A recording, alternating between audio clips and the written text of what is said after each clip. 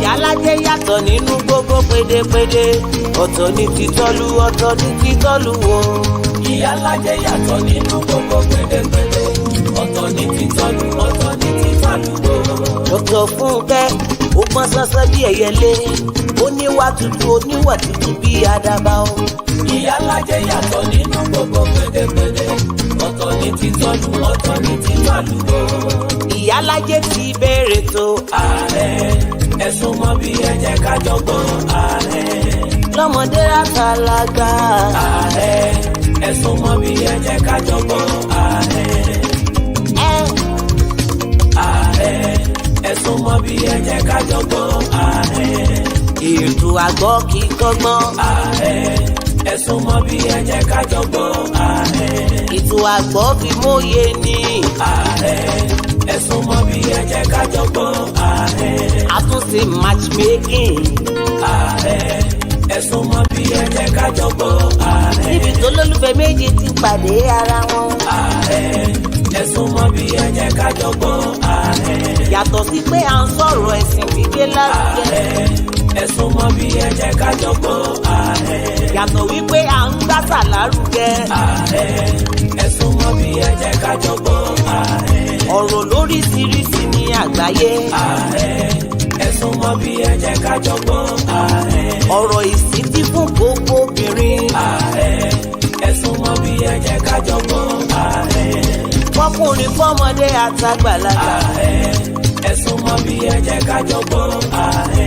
Ìyálájé ti bẹ̀rẹ̀ nìyẹn kẹjá jọgbọ́n lọ́mọdé àtàlágbà kẹ́ẹ́tẹ́ tí o. Àgbèdè máma gbé tànà tí gbà ṣàlẹ̀ o. Àgbèdè máma gbé tànà tí gbòdìdè o. Àgbèdè máma gbé tànà ẹ̀tẹ̀ tí ẹ wá gbọ́. Ìyálájé o. Máa bẹ tó ẹ lọ. Ìyálájé o. Máa bẹ tó ẹ lọ. Gbogbo tó wí máa ló tẹ́ wà lọ́rùn. Ìyálájé o. Máa bẹ tó ẹ lọ. Ìyálájé o. Máa bẹ tó ẹ lọ. Ìyálájé o. Máa bẹ tó ẹ lọ. Gbogbo tó wí máa ló tẹ́ wà lọ́rùn. Ìyálájé o. Máa bẹ tó ẹ lọ. Gbogbo tó wí máa ló ń tẹ́ wa lọ́rùn o. Ìyálájé o. Máa bẹ tó ẹ lọ. Gbogbo tó ń ṣe pátá ló dùn mọ́ wa níkùn o. Ìyálájé o. Máa bẹ tó ẹ lọ. ẹni tí ó dùn mọ́ o kó lọ la rí ìmọ́lẹ̀ o. Ìyálájé o. Máa bẹ tó ẹ lọ. ó dáná ìyálájé ló ní wípé báyé kò mọ̀ mí ṣùgbọ́n àwọn tèmi mọ̀ mí. Ẹ̀jẹ̀ mi mọ sọ́ba ìmọ̀lẹ̀ wọlé. mo mọ̀ dájú wípé Jésù lálábàárù mi. Ẹ̀jẹ̀ mi mọ sọ́ba ìmọ̀lẹ̀ wọlé. ta ló yẹ ká sí bí kò ṣe ọba ògo. Ẹ̀jẹ̀ mi mọ sọ́ba ìmọ̀lẹ̀ wọlé. ìyálájé ló ní wípé Jésù olùbásọ ọkàn mi o. ọ̀rẹ́ tí kò lè kọ̀ bí sílẹ̀. ọba ti sọ ẹkún dayọ̀ olùtùnú ọkàn mi. Jèhófà ní sí Olúwa ọba gòmí. Mo dúpẹ́ fún ìdásílẹ̀ ìjọ mímọ́ tó ṣojú ẹ̀mí mi. Dr. Fúnkẹ́ Ìyálájé general ọmọ wọn ní Ṣakí ọ̀rọ̀ dé àgbẹ̀dẹ òrọ̀ bàbá aya wọn lè kó àrómi sálẹ̀ gbẹ́lẹ̀gbẹ́ Amẹ́ríkà connection máa bá ṣẹ̀rẹ̀ lọ. Ìyálájé mo ní wọ́n fẹ́ mọ̀ dí abájọ rẹ̀ wọ́n fẹ́ mọ̀ dí abájọ rẹ̀ ni. Àìmọ̀dí abájọ ló bí wọn nínú ló fọ́ wọn lórí. Kò sì lè yé wọn, wọn ò lè mọ̀dí abájọ rẹ̀. èmi ti gbàgbé jà lọ ò lè wọ́ ṣòkòtò fómìíràn o ṣùgbọ́n ìjà lọ ó lè bọ́ ṣòkòtò kí a mọ́ sá wérewére kí a mọ́ sá nídìí òmíràn. Ìjà náà ò ṣe é fojú di òmíràn lọ ṣọ́ra. ó Olúfúnkẹ́ ò ṣe é fojú dìé. Ó ti bọ́lúwa dúró. Ìyá alájẹ ẹni báwo ṣẹ́jú akàn rẹ̀ Yóò pẹ́ létí omi. Yóò pẹ́ o. Yóò pẹ́ létí omi. Ẹni báwo ṣẹ́jú akàn rẹ̀. Yóò pẹ́ létí omi. Kò lè bàjẹ́ o. Ọmọ Òdùwà. Kò lè bàjẹ́ o. Wọ́n rò pé. Ẹ káàbọ̀ sí orí ètò Daddy. Mo sorry, I would have put the wrong link. Ni mo lọ click there. I know who are okay, sir. Ẹ pẹ̀lẹ́ sir, ẹ káàbọ̀ sir.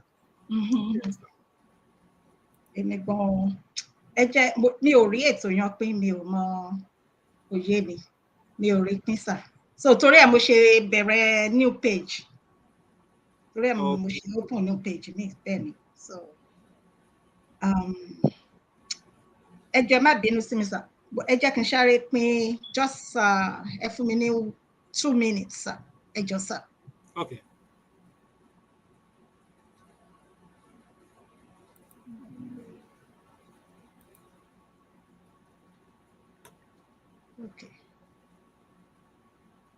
Okay. Well, ẹ jẹ́ ká mi ò fẹ́ gba àsìkò yín okay, wọ́n ti ń bá mi pè. Ẹ ṣé. Ẹ jẹ́ ká fi t'Olúwa síwájú. Ọlọ́run alágbára jùlọ, adúpẹ́ aláyọ̀ yín lógo gidigidi. Adúpẹ́ o nítorí pé ẹ mú wa wà láyé, a wà láyé. Ẹ tún mú wa rí wákàtí àti àkókò yìí. Ẹ gbọ́ pé àsìyìn wa. A fẹ́ lọ nínú ọ̀rọ̀ yín nítorí pé iṣẹ́ yín ni eléyìí. Olúwa ẹ bá wa tẹ̀síwájú. Àti dádì mi Moses Abiodun Òjó àti èmi náà tí a bá rá àwọn tó fẹ́ bá wa dá sí ètò àti gbogbo àwọn tí ó dá sí ètò nípa comment nípa tí wọ́n bá wa pín. Olúwa ẹ bá mi ya gbogbo wa sí mímọ́ o. Olúwa ẹ jẹ́wọ́ agbára yín, ẹ fi iná la ètò yìí kọjá. Gbogbo nǹkan tá ó ṣe Olúwa ẹ jẹ́ kí ó ti ọ̀dọ̀ yín wá o.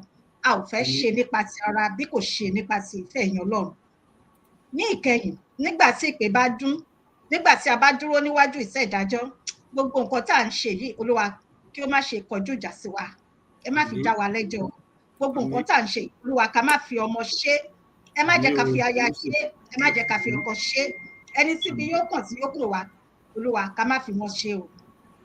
Ẹ fi Olúwa ẹ jẹ́wọ́ agbára yín. Gbogbo bó ṣe ń lọ ní orílẹ̀-èdè Nàìjíríà yìí Olúwa ẹ fi iná la orílẹ̀-èdè Nàìjíríà kọjá. Ẹ gba ìṣàkóso. Níkẹyìn gbogbo a fẹ́ bẹ̀rẹ̀ ètò lẹ́ẹ̀kan sí, ẹ bá wa lọ́wọ́ sí. À ń yà sí mímọ́ ní orúkọ Bàbá, à ń yà sí mímọ́ ní orúkọ Ọmọ, à ń yà sí mímọ́ ní orúkọ Ọlọ́run mímọ́. Lẹ́ẹ̀kan sí, bàbá mi Moses Abiodun Òjó, mo rí wọn bọnú ẹ̀jẹ̀ Jésù àti àwọn àti aya àti àwọn ìdílé wọn. Olúwa ẹ bá mi dì wọ́n mú. Níkẹyìn ohun gbogbo ká fi ìjọba ọ̀run ṣe lè jẹ. Jésù agbára wa, àmín àmín àmín lórúkọ Jésù. Kìnìyàn ó tún ti já wọn. Ó ti já ọ̀tá wọn kúrò ní orí ètò. A máa tẹ̀síwájú. Ẹ káàbọ̀, mo rí yín, ẹ jẹ́ kí n bẹ̀rẹ̀ sí ní kí oyin ti YouTube. Àǹtí mi àtàtà, mi ò ní fi yín ṣe àwátì ní àṣẹ Èdùmàrè. Mọ́mí Rẹ̀mí Ọ̀ṣùgbòyè, ẹ káàbọ̀ sí orí ètò. Ẹ ṣé gidi gan ni. Ẹ káàbọ̀ padà sà, mo rí pé ènìyàn já ọ̀tá yín kúrò ní ibẹ̀. Ẹ káàbọ̀ sí orí ètò padà. Àwọn tí mo rí comment wọn nìyẹn. Mi ò ní parọ́ fún yín sà.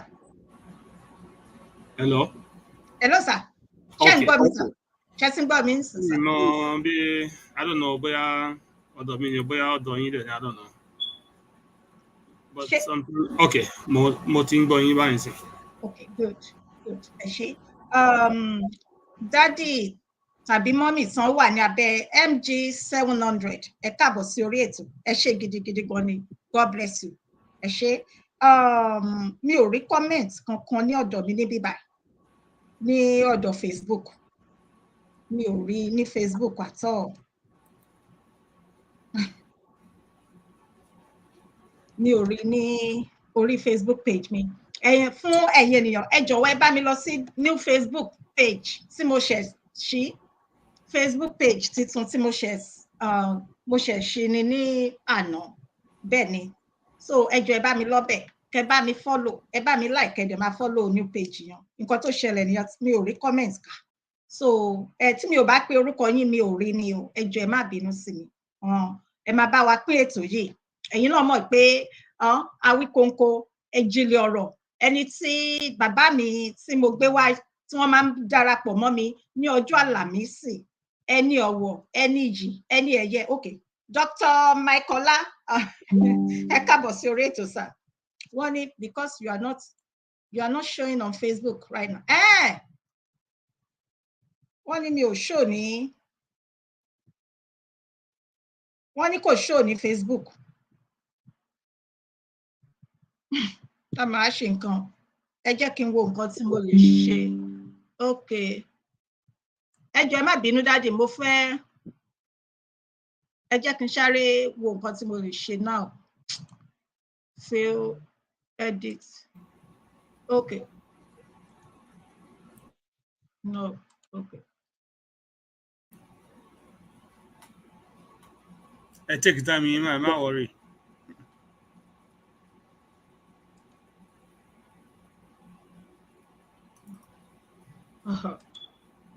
bí o mọ wáì tí o ṣe wọn ò rí wa ní orí Facebook orí YouTube nìkan náà ń rí wa bí mo ṣe lè ṣe ni okay mo máa ṣe ní bó ti Facebook.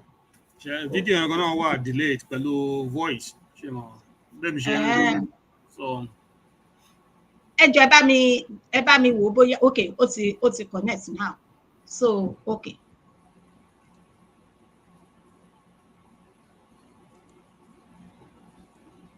so ǹjẹ́ ẹ bá mi wò jáde ṣé rí Dr. Michael ẹ jọ̀ọ́ ẹ bá mi wò ṣé ó ti show náà ní orí Facebook no kò sì show mo rí ń bíbá Dádì Olúwọlé Bákàrè ẹ káàbọ̀ sà orí YouTube nìkan ni wọ́n ti ń rí wa ẹ jẹ́ kí n lọ sí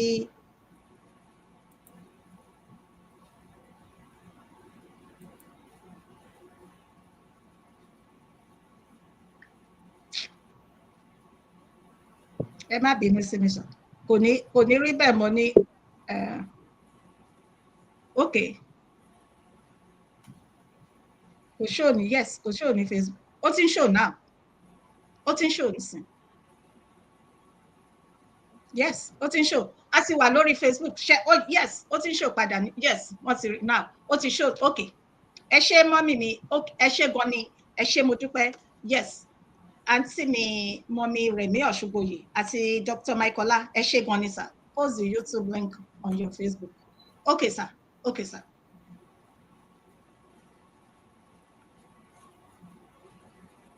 okay ó ti ń show ní orí Facebook náà nísinsìnyí so ẹ jẹ́ ká bẹ̀rẹ̀ ètò torí dádì iṣẹ́ kúrò ní ibi iṣẹ́ wọn ni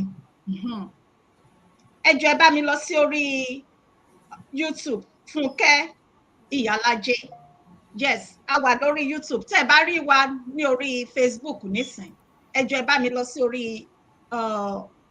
YouTube Fúnkẹ́ Ìyálájé a wà níbẹ̀ lọ́wọ́lọ́wọ́ báyìí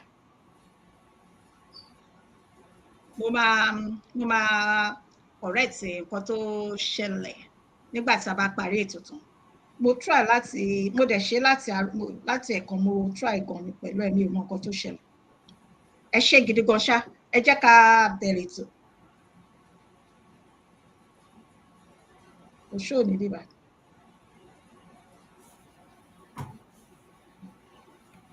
ok ẹ jẹ́ ká bẹ̀rẹ̀ ètò ó ń ṣò lórí méjèèjì náà ẹ ṣé gidigidi gan a máa bẹ̀rẹ̀ nípa àkọlé wa a máa sọ oríṣiríṣi bó ṣe ń lọ ní orílẹ̀-èdè Nàìjíríà àti ní pàtàkì jùlọ ilẹ̀ Yorùbá nítorí pé Yorùbá ni ẹ̀yin àti èmi ká tó jẹ́ Nàìjíríà ṣùgbọ́n ká tó bẹ̀rẹ̀ ẹ bá mi kí àwọn ará ilé dádì mi. ok. ẹ kú iṣẹ́ Ìyálájé mo kí yín o a kú ọjọ́ mẹ́ta a sì kí àwọn olólùfẹ́ yín náà tó ń darapọ̀ mọ́ wa lórí ìkànnì àlàáfíà náà á wà pẹ̀lú gbogbo wa lágbára ìjọba rẹ̀ ohun kan náà tí a nífẹ̀ẹ́ òmìnira orílẹ̀-èdè Yorùbá Ọlọ́run á jẹ́ kó bọ́ sí ní kò pẹ́ ní kò jìnnà ilé ìlera àti ìfọ̀kànbalẹ̀ pẹ̀lú inú dídùn àti ayọ̀ ni àwa àti àwọn olólùfẹ́ àti gbogbo ọmọ Yorùbá káàkiri láfi wọ ilẹ̀ lórí wa. Àmín. Ẹ ṣé mo kí wa káàbọ̀ sórí ètò. Ẹ ṣé gidi gan ni dádì mi, mo fi tọ̀wọ̀tọ̀wọ̀ dá orúkọ yín lẹ́ẹ̀kan sí, dádì Abiodun Òjó, kíníyàn ńṣe ló ń já ọ̀tá wọn ṣá. Ẹ káàbọ̀ sí orí ètò padà. Àmì ìsinyìí ní ìjẹjọ, ṣùgbọ́n mo gbà ládùúrà wípé fún ìdí kan tàbí ìdí mìíràn tó tí ẹ̀yin àti èmi mọ̀ àtàwọn àwọn tó súnmọ́ yín, mo gbà ládùúrà pé Olúwa ó máa di ilé àti ọ̀nà yín mú, ó máa dúró sí ilé àti ọ̀nà yín sà, ojú òní tì ní àṣẹ Èdùmàrè. Ipa ayé, agbára òkùnkùn kò ní ká ẹ̀yin, kò ní ká aya, kò ní ká àwọn ọmọ yín o, ní orúkọ Jésù. Àmín. Ẹ ṣeun. Ẹ káàbọ̀ sí orí ètò. So a máa ẹ ṣé gan ni gbogbo àwọn olólùfẹ́ yín, gbogbo àwọn olólùfẹ́ wa tèmi àti Alájé, wọ́n béèrè yín gan ni ní ìjẹjọ, àmì ìsinyìí bẹ́ẹ̀ ni. Ẹ ṣé mo dúpẹ́, ohun tó fà náà ló fà. Èmi náà ọkàn mi wà ní orí ètò, ṣùgbọ́n a dúpẹ́ lọ́wọ́ Ọlọ́run. Bó ṣe wo Ọlọ́run ló ń ṣọlá, ó ní òní Ọlọ́run, ó wà lọ́run, ó ń ṣe nǹkan tó wù láyé. Kẹ́dà gbà fún Ọlọ́run ni, nínú gbígbà fún Ọlọ́run náà ní ìfọ̀kànbalẹ̀ wà. Ayé wáyé kan má dẹ̀ lọ ò sí. Yìí gan náà yẹ kó fún àwọn èèyàn wa ní ìrònú. Pàápàá jùlọ àwọn tí Ọlọ́run bá fi sí ipò adarí lọ́jọ́ tòní, tọ́lọ́run fi sí ipò agbára tàbí ipò tá a lè wà láti ṣe rere, ká mọ̀ pé fún ìgbà díẹ̀ láti fún olúkúlùkù wa. So ẹ jẹ́ ká ṣe ohun tó bá yẹ ká ṣe. Àwọn tó ti sùn, iṣẹ́ wọn, Bíbélì ní pé ó ní iṣẹ́ àwọn òkú yóò máa tọ̀ wọ́n lẹ́yìn. A rántí àwọn tó ń sùn fún gbogbo iṣẹ́ rere àti ìhà rere àti ìwà tí wọ́n fi sílẹ̀ tó ń jẹ́ káwọn èèyàn kó mọ̀ pé àwọn parí pé èèyàn tó ń jẹ́ ká fi ìpa pàdánù èèyàn. Ẹlòmíì ló máa kú tí ò sẹ́ni tó máa wo bẹ̀. So àwọn olórí, pàápàá jùlọ àwọn tí Ọlọ́run tò sí ipò agbára, sí ipò olórí, sí ipò adarí, ó yẹ ká rò pé àríṣe àríkà bàbá rẹ̀ gan. Kò sẹ́nìkan tí ò ní lọ. Ohun tá a bá gbáyé ṣe la máa sọ lẹ́yìn wá ọ̀la. Bíbélì ní pé ó ní èmi á fi ìgbàgbọ́ mi hàn nípa iṣẹ́ ọwọ́ mi, nípa iṣẹ́. No, it's not just by just talking, but by doing things. So ká rọ àwọn ènìyàn wa, gbogbo àtàjọ ń gbọ́ra wa, àti ẹni tó rò pé òun ò ní agbára kankan ṣùgbọ́n tó ní ọ̀rọ̀ ẹnu, gbogbo wa jẹ́ ká ṣe apáta lè ṣà, jẹ́ ká dúró sí di òdodo, ká dúró sí di òtítọ́, ká dúró sí ìtẹ̀síwájú ọmọnìyàn. Ó ní ìfẹ́ kan kò sí, bí kò ṣe pé ó ní ìfẹ́ kan, ó ní fẹ́ràn ọmọnìkejì gẹ́gẹ́ bí ara ẹ̀. Ó ní kò sí òfin kan tó ju èyí lọ. Gbogbo òfin tí Ọlọ́run ṣe láyé pátápátá ló dá lórí yẹn. Báwo la ṣe fẹ́ fẹ́ràn ọmọnìkejì wa? Tá a bá kàn ní pé bámúbámú ni mo yó, bí ń pọmọ ẹlòmíì kò kàn wá, tàbí àwa nípò agbára ká máa fọlá gbànìyàn lójú, tàbí ká máa wò pé àwa làwà báyìí, kí ni ìwọ já mọ́. Ẹ jẹ́ kí gbogbo wa ká túnú wa, ká máa rò dáadáa. Gbogbo ìṣiṣẹ́ tá a bá ń gbé, gbogbo ìwà tá a bá ń hù, pé àkókò la ní, kò sẹ́ni tó ní gbogbo ìgbà. Ọlọ́run nìkan ni ọba tí kò lè kú. So mo kí gbogbo wa kú lẹ́ẹ̀kan sí. Gbogbo wa náà ẹni ìtàn ni gbogbo wa, mo ṣe máa ń sọ. So eléyìí táwa ń ṣe lónìí, mọ̀ pé àwọn tó ń bọ̀ lẹ́yìn aṣọ lọ́la. Ẹ ṣeun. Wow, ọ̀rọ̀ ni a ti gbọ́ yìí o. Kí n tó tẹ̀síwájú, mo kí mọ́mí Táyé Bákàrè, ẹ káàbọ̀ mọ́mí, ẹ ṣé gidi gan ni, a máa rí yín pẹ́ o. Mọ́mí Olóríire Àdùnní, ẹ káàbọ̀ mọ́mí. Tí mi ò bá pé orúkọ yín ẹ jọ̀ọ́ ẹ má bínú, mi ò rí ni o. Lẹ́ẹ̀kan sí mo kí dádì mi àtàtà, dádì Olúwọlé Bákàrè, ẹ ṣé gidi gan, gbogbo wa pátápátá mo kí gbogbo lé. Ẹ̀yin tẹ́ ẹ̀ ń wò wá tẹ́ ẹ̀ comment, mo kí yín, ẹ ṣé gidigidi gan. Dr. Michaela, ẹ ṣé o, ọ̀gá mi, bàbá mi, ọmọ ìyá mi àtàtà, mi ò ní wá yín tì láṣẹ Èdùmàrè, mo wá fi ṣètì yín gan ni. Ẹ ṣé torí pé àwọn ni alágbára nípa iṣẹ́ wọn, ni àwọn ni IT, àwọn ni wọ́n ti nǹkan tí mo bí sí. Ẹ má bínú Dr. Mike, ó yẹ kí n specially ni Chrissy ni mo fi bẹ̀ yín, mo mọ̀ pé ẹ̀yin náà máa understand, ṣùgbọ́n ẹ má bínú, mo kí yín, ẹ ṣeun, ẹ kú àdúrótì, ẹ kú ìfọmọnìyàn ṣe, ẹ kú iṣẹ́ takuntakun tẹ́ ń ṣe fún orílẹ̀-èdè Yorùbá. Lágbára Ọlọ́run Èdùmàrè á bá yín gbọ́ ti yín náà Ọlọ́run á ṣe inú iṣẹ́ tí á dùn yín nínú. Gbogbo àwọn ọmọ mẹ́gàrà lè tí ẹ wà lórí ìkànnì ẹ̀dá kan bínú pé mi ò ní máa darí kọrin lẹ́ẹ̀kọ̀ọ̀kan ẹ káàbọ̀ ẹ ṣé ẹ kú àdúrótì ní ká fọwọ́sowọ́ ní àgbájọ ọwọ́ ló ń gbẹ́rù dórí. A dúpẹ́ fún ìdúrótì àti support yín. Thank you so much. Àti gbogbo ẹ̀yin tẹ́ wà nílé ẹ̀yin tá mara wa tá mara wa ọmọ ìyá kan náà ni gbogbo wa nínú ibi tá lórí ibi tá wà yìí. Tó bá ti jọmọ Yorùbá olóyè máa ń sọ ó ní inú nǹkan máa ń tó bá ti débì kan tó bá ti gbọ́ pé ọmọ Yorùbá lélẹ̀ ó ní nǹkan máa ń dùn ṣáá ni. It takes love. It takes somebody who is special to have that type of feeling. Tí gbogbo ọmọ Yorùbá tá bá ní irú mind yẹn imagine pé tí n bá débì kan ẹ máa dé lóbi ibòmí ẹlòmíì ẹ bá kí ní Yorùbá kò ní fẹ́ dáhùn á fi máa sọ òyìnbó tí ì ṣe èdè bàbá ẹ̀ kò ní fẹ́ kọ́ mọ̀ pé ọmọ Yorùbá lòun. Ẹnìkan wá ń sọ pé gbogbo ibi tó ń bá ti dé tó ń bá ti gbọ́ ọmọ ọ̀rọ̀ èdè Yorùbá lẹ́nu ẹ̀ is already in law is already ẹ jẹ́ ká fi irúfẹ́ báyìí ni mo rò pé ó yẹ ká fi máa bọ́ra wa. So ẹ káàbọ̀ gbogbo ẹ̀yin tí a mọ̀ àtẹ̀yin tí a kò mọ̀ ṣùgbọ́n tẹ̀ ní ìfẹ́ ìran yín dénúdénú tẹ̀ sí ń darapọ̀ mọ́ wa lórí ètò yìí mo kí yín o ájú yín ṣe o. Ní àkọ́kọ́ náà ká tó tẹ̀síwájú lẹ́ẹ̀kan sí mo kí yín pé ẹ kú àṣẹ̀yìndè ìgbà tẹ́ ti sọ síta. Ó jẹ́ ká mọ̀ pé gbogbo wa pátápátá lọ́kùnrin lóbìnrin lọ́mọdé lágbà àjò ni ayé jẹ́ ọjà ló jẹ́ àwa náà jà ní nígbà tí àsìkò bá tó tí oníkálukú bá parí eré ìje rẹ̀ ní ayé ó máa ṣe kíni ó máa padà lọ sí ọ̀dọ̀ Elédùmarè tó dẹ̀ ẹ̀yin àti èmi wá sí ayé tó ní ẹ̀mí wa tó mọ̀ wá tó ní ìgbà àti àkókò. Kí ni wá ni wọ́n máa sọ nípa ẹ̀yin kí ni wọ́n máa sọ nípa ti èmi kí ni à ń wá ilé ayé máyà sí kí là ń gbé ilé ayé asán nínú asán ìmúlẹ̀mófo erùpẹ̀ òun ṣáà ni àwa ó sì padà di erùpẹ̀. Mo wá ń gbà ládùúrà pé Olúwa á dúró ti ìdílé yín kò ní ṣe ní àkúfà ní àṣejù àmì sílẹ̀ mọ́ lórúkọ Jésù ẹ pẹ̀lẹ́ sà ẹ kú ọrọ̀ ẹ pẹ̀lẹ́.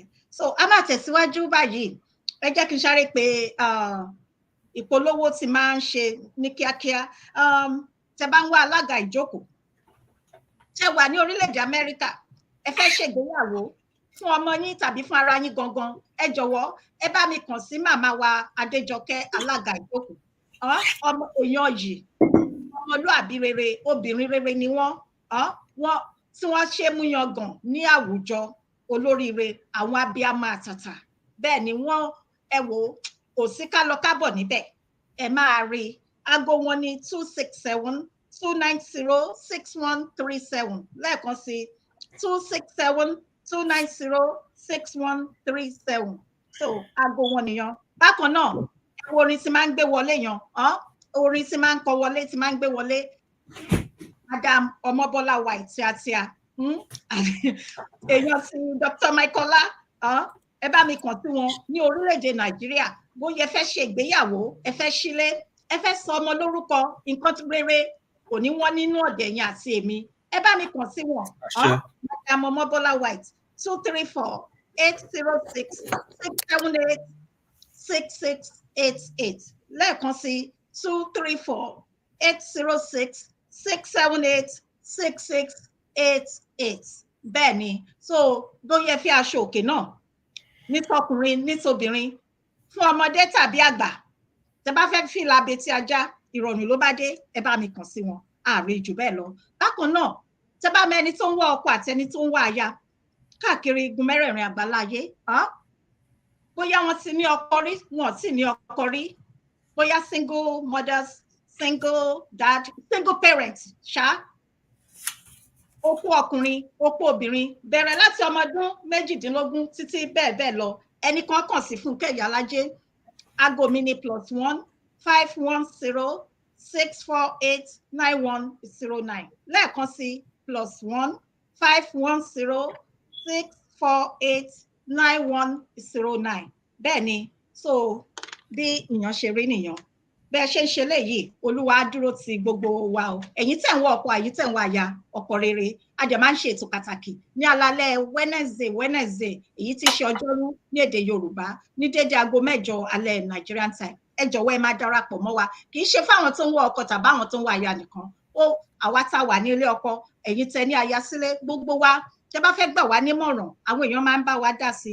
Ẹ ṣé gidi gan ni, ẹ jọ̀ọ́ ẹ bá wa jẹ́ káwọn èèyàn pé ó mọ̀. Èèyàn ti lọ bẹ́ẹ̀. So a máa bẹ̀rẹ̀ ètò gangan báyìí dáàdì mi. Ó ṣe ni láàánú ọ̀pọ̀lọpọ̀ nínú gbogbo àwọn ọmọ Yorùbá, torí Yorùbá lèmi bá lẹ́jọ́, kò ṣe understand sir. Bí mo a ṣe sọ síwájú, inú mi dẹ̀ dùn. Yorùbá ni mí, Yorùbá ni yín, tẹ́ tó jẹ́ Nàìjíríà. Yorùbá ni yín, Yorùbá ni mí àti àwọn olólùfẹ́ wa, ká tó jẹ́ Kristẹni, ká tó jẹ́ Mùsùlùmí. Ọ̀pọ̀lọpọ̀ nínú wa tá a wà nídàálẹ̀, tá a wà káàkiri, tá a wà lájò, Ọlọ́run kó jẹ́ ká mórí délé, ká padà sílé láyọ̀ àtàlàáfíà. Àmín o. A kú oríire, àánú làwa rí gbà, kì í ṣe pé akúkú dára ju àwọn tó wà nílùú yẹn lọ. Ṣùgbọ́n báwo la wá ṣe ń lo agbára àánú táwa rí gbà yan? Ọ̀nà wo làwa ń lò tá a fi ń gbà? Pàápàá jùlọ ní àsìkò bí gbogbo ẹ̀ ṣe rí ní orílẹ̀-èdè Nàìjíríà lọ́wọ́lọ́wọ́ báyìí. Ǹjẹ́ ó yẹ kẹ́mi àtẹ̀yìn dákẹ́ ká máa wò kó máa lọ bẹ́ẹ̀? Ǹjẹ́ ó yẹ kẹ́mi àtẹ̀yìn dákẹ́ ká máa wò pé kò kàn wá, kò kàn mí? Nígbà tí ẹ̀yin àtẹ̀mí mọ̀ dájú pé orílẹ̀-èdè tá a wà káàkiri wọn kì í ṣe ìjọba bẹ́ẹ̀. Ẹ ṣé Ìyálájé, ẹ kú iṣẹ́, ájú yín ṣe. A ṣe Èdùmàrè. Mo dúpẹ́ pé Ọlọ́run fi oore ọ̀fẹ́ àwọn ìkànnì báyìí kalẹ̀. Torí nínú rẹ̀, èmi gbàgbọ́ déwájú Ọlọ́run pé lórí àwọn ètò báyìí tí àwọn èèyàn wa ó máa gbọ́, irúgbìn ni bí àgbàdo tó bá wọlẹ̀, ìgbà ọmọ la gbé jáde. Etí kọ̀ọ̀kan èjèèjì, mọ̀ pé èso rere ló máa so. Àmín Jésù. Táwọn òyìnbó yẹn bá mọ̀ pé nǹkan tó máa ṣe tó máa tú àṣírí bó ṣe mú orílẹ̀-èdè aláwọ̀ dúdú lẹ́rú ní àwọn nǹkan báyìí, wọ́n ti lè ṣe òfin tó pé kò ní jẹ́ fún public use. Ṣùgbọ́n ṣe hàn pé greed ó máa ní ambition is like sea waves, the more you drink the more you thirst. Emma, these people are so greedy. Wọ́n dẹ̀ tún á lò fún láti fi it's a way of accumulating wealth, but unfortunately for them it will also be it is something that now exposing all of their atrocities. The atrocities against the black race. Kì í ṣe amúkun ẹrù ẹwọ́, ó ní òkè ní gbogbo àwọn ẹrù. Èmi ń tẹnu mọ́ nǹkan kan pé àwọn aláwọ̀ funfun yìí, àwọn gan-an ni eku ẹ̀dá tó ń fa wàhálà sí orílẹ̀-èdè Yorùbá. Ṣùgbọ́n unfortunately àwọn èèyàn wa náà ń lò, àwọn tí orí wọn tí làákàyè wọn kúrú dáadáa, tí ọpọlọ tán lè jẹ́ pé àwọn ẹ̀wọ̀n ní ibi tó pé ìmọ̀tara ẹni nìkan ti bà tiwọn jẹ́. Àwọn náà ń lò láti fi oppress àwọn èèyàn wa. You know, orílẹ̀-èdè yẹn, for example, irú èèyàn mi tó ṣaláìsí, ẹni tá a ṣe bá sọ̀rọ̀ in 3 hours, earlier 3-4 hours before kí ikú kò sí nǹkan kan tó ṣe o. You know, ní ìlú yìí lásán, ordinary primary school, àwọn tó lè ṣe CPR wà, kò ń ṣe pé kéèyàn kú ẹ̀mọ̀. So many people are dying senseless deaths ní orílẹ̀-èdè Yorùbá tí ò yẹ kó rí bẹ́ẹ̀.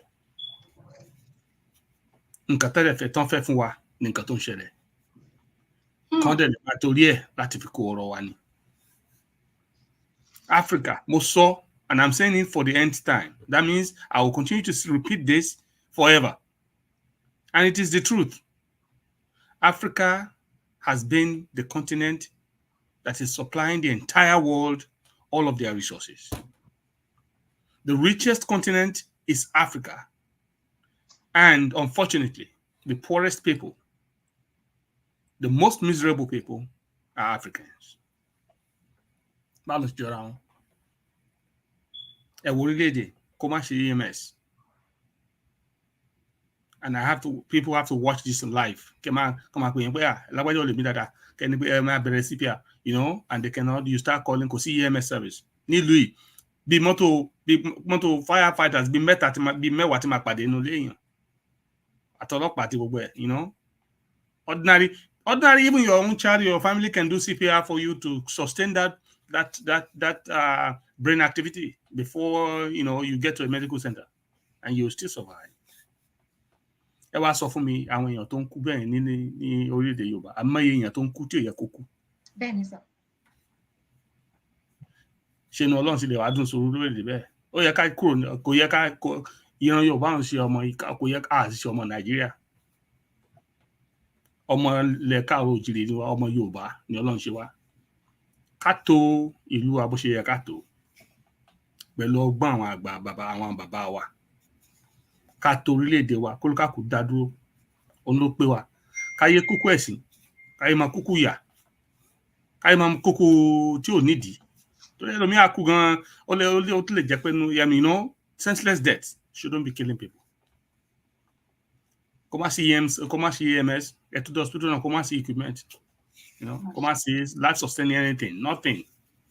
So tí kò bá ti ṣe sí wa, a ní ká máa gba àwọn regional adéhùn ní ẹgbàá ká àmúwá Ọlọ́run ni.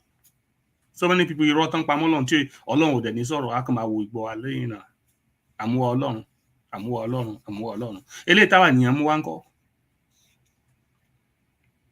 Ṣé àwọn èèyàn ló ní, ṣé Ọlọ́run ló ní kí títì mọ́ dà? Ọlọ́run ló ní kí epo wọ́n, kí mọ́tò mọ́ lè pò nínú mọ́? Ṣé Ọlọ́run ló ní kí kó má sí EMS, ambulance services ní ìgboro? Ṣé Ọlọ́run ló sọ bẹ́ẹ̀? Ṣé Ọlọ́run ló ní kí hospital kó má wà equipped, kó má ní, tó bá ń ṣe doctor máa fi ọwọ́ kan ẹ̀jẹ̀ lára èèyàn, á máa fọwọ́ change kò sí gloves? Ṣé Ọlọ́run ló pe gbogbo, ṣé nǹkan Ọlọ́run ló ṣe? Àwa ní ká máa gbà fọ́lọ́run. Àṣírí irọ́ ó ti tú. Káwọn èèyàn wá farabalẹ̀ kan gbọ́ òótọ́, kan sì gbé síṣẹ́ tó tọ́ ló dáa jù. Ló fi jẹ́ pé àwa kan ti pinnu pé tó bá ṣe sísọ yìí ni àwọn mọ̀ sọ. Because láti gbẹnu dákẹ́ is to be complicit. To keep quiet is to be complicit in bad things, and I would not be a part of that. Never. Bẹ́ẹ̀ ṣe sọ, ọ̀pọ̀lọpọ̀ irú èmi for example, kò yẹ kí n tiẹ̀ sí nílùú yìí. Ó wu Ọlọ́run bẹ́ẹ̀ ni. Èmi lótò ló gbé irú àwa ìdè. Èmi gan ò ta fúnra mi, ọ̀rẹ́ mi ló bá mi ta. Wọ́n ní kí n ta, mo ní irọ́ ni. Mo ní ọ̀rẹ́ mi gan tó fẹ́ travel, mo mọ nǹkan tó jù ẹ̀rí kó tó rí visa gbà, mo ní irọ́ náà ń pa. Ó wá dijọ́ tí kíní ẹ̀ máa expire, ó rí pé mi ò send nǹkan kan. Ló ṣe lọ sórí kíní, ó wá lọ fill fọ́ọ̀mù yẹn, ó rà sọ sí mailbox. Nínú gbogbo àwọn tó ta ní gbogbo yẹn, gbogbo àwọn ọ̀rẹ́ wa tán ní ká lọ kó fọ́ọ̀mù. Èmi tí mo lọ kó fọ́ọ̀mù fún àwọn ọ̀rẹ́ wa ni, kò sí kankan tó win, èmi nìkan ṣoṣo. Àgbà lọ́tò. Now, green card ẹnu gbogbo wa nù àsákúrò Nàìjíríà, because you go to ṣùgbọ́n bóyá torí kọ́lọ́run náà kọ́lọ́run lè jẹ́ káwọn àṣírí irọ́ yìí kó máa tú. Irú àwa náà tún ṣe dérú ìlú yìí. Now we see what is happening to our people, what these people are doing. Ṣé ẹ mọ nǹkan tó ṣẹlẹ̀ pẹ̀lú lottery, green card lottery? Àwọn ọmọ Americans ò fẹ́ ṣiṣẹ́. They are on welfare, social services, government services, food stamp, gbogbo ẹ̀. This is what's happening. And to sustain their economy, they still needed citizens that can work. Now, I say green card. Everyone structure 50,000 every year. 50,000 people, you cheap.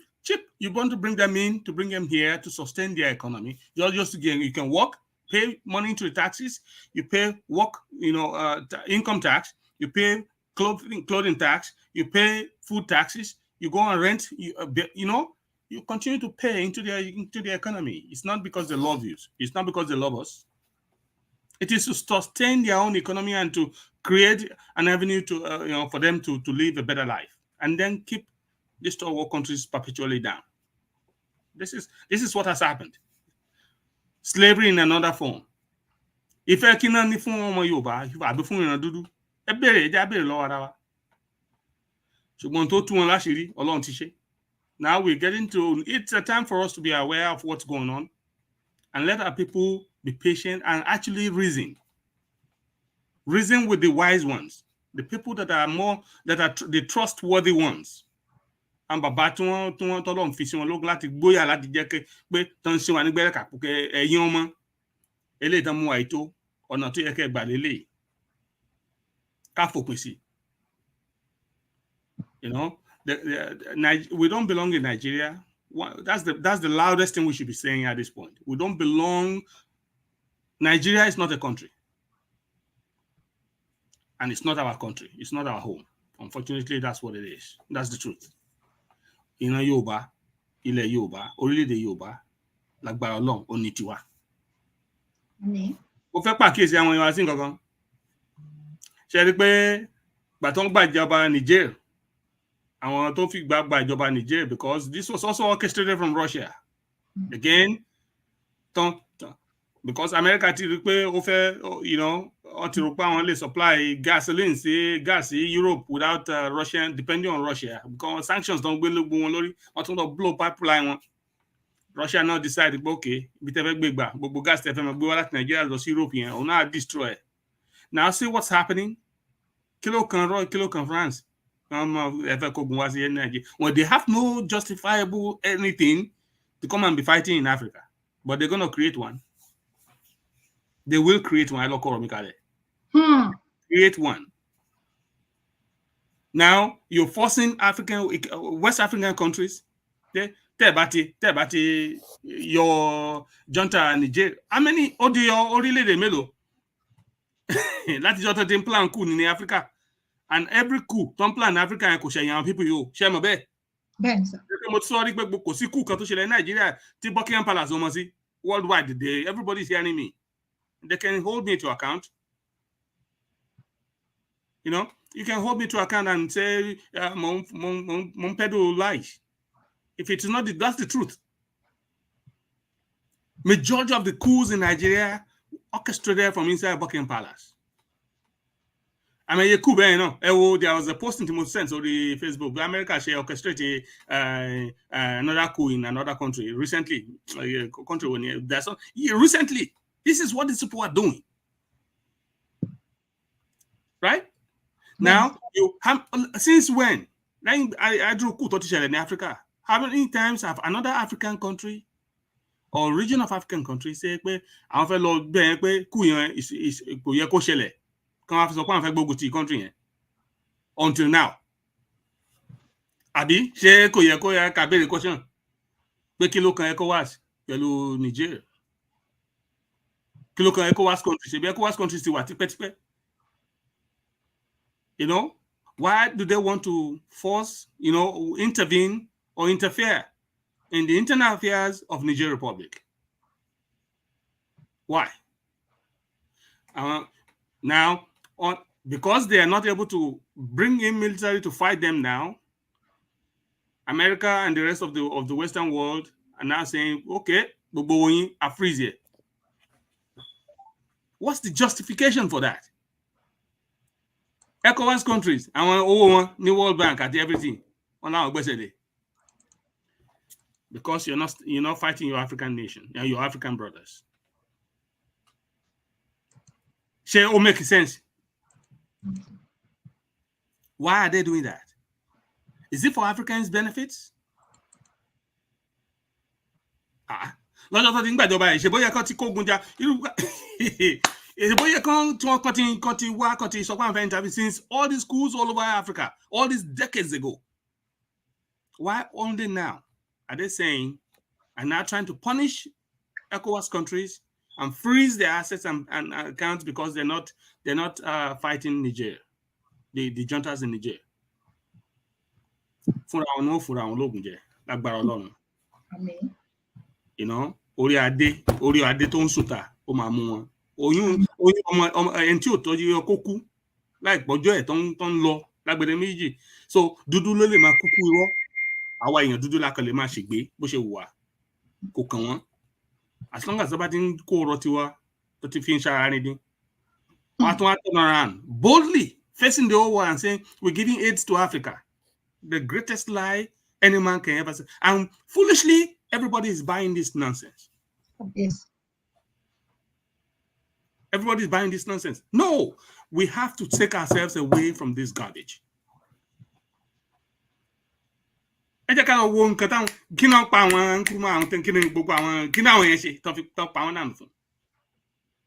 Because they wanted a truly free African continent.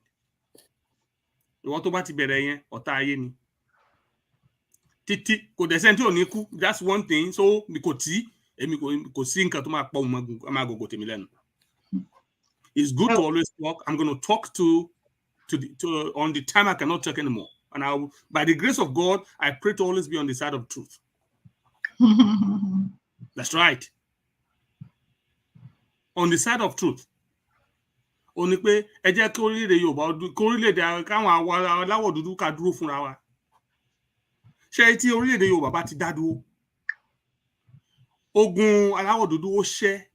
I would say out of 100%, maybe 60% of it is solved. Tí orílẹ̀-èdè Yorùbá fẹ́ fi dúró, náà ṣe fẹ́ gbà.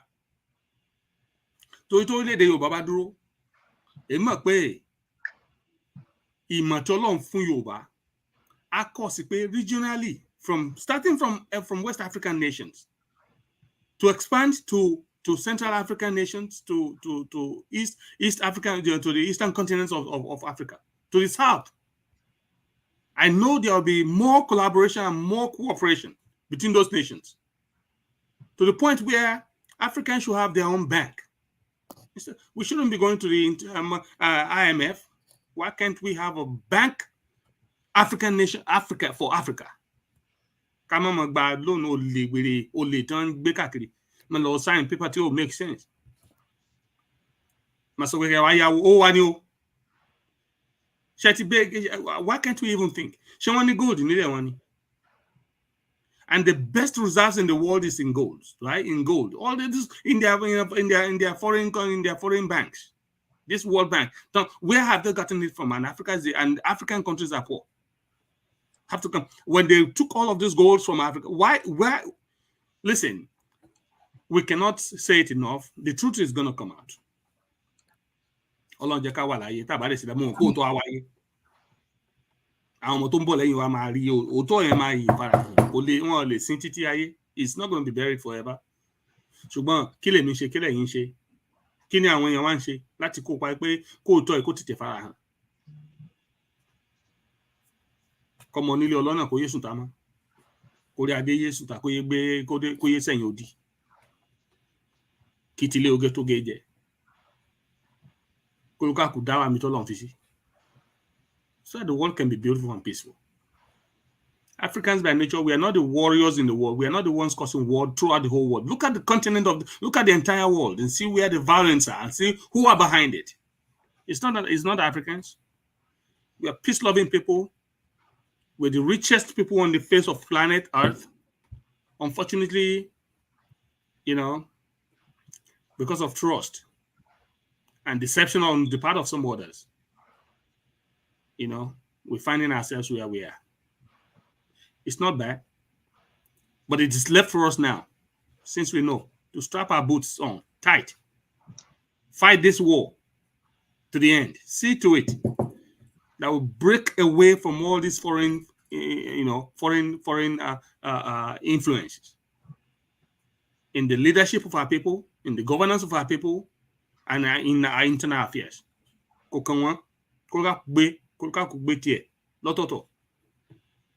And when it comes to world collaboration, we can do world collaboration, but in terms of trade, let African nations trade among. We don't need anything from outside. Africa does not need anything outside of Africa. Let's see which continent needs stuff from Africa. We should have our own continent to be free. But first, let's start from our home. Yes.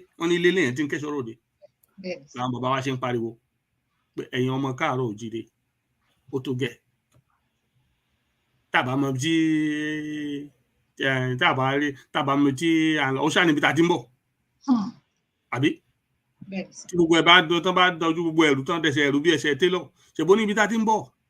Ẹ jẹ́ àpàrà sílẹ̀ ká lọ tuntun. Let us go back home and restart. Let us demolish. I need to follow democracy. If it doesn't work for Yoruba people, we don't have to follow their foreign government structures. Bákan ṣáà làwọn bàbá wa ṣe ń ṣe. Àwọn bàbá ńlá bàbá wa káwọn funfun tó dé orílẹ̀-èdè Áfíríkà ṣe bákan làwọn bàbá ńlá bàbá wa ṣe ń ṣe. Ká padà ṣe sàárọ̀. Káwọn ká foríkorí ká mọ bá ṣe fẹ́ gbégbà. We can even formulate a system of government that the world would like, that might be better than democracy. But we should not, we should not let, the old lies, I call them old lies, that everything white is superior and everything black is inferior. We should let it go to rest and put it to death. Let us bury it permanently. And let our children believe that everything black is the best. Everything black, you are the best thing that the God, that the Creator have created.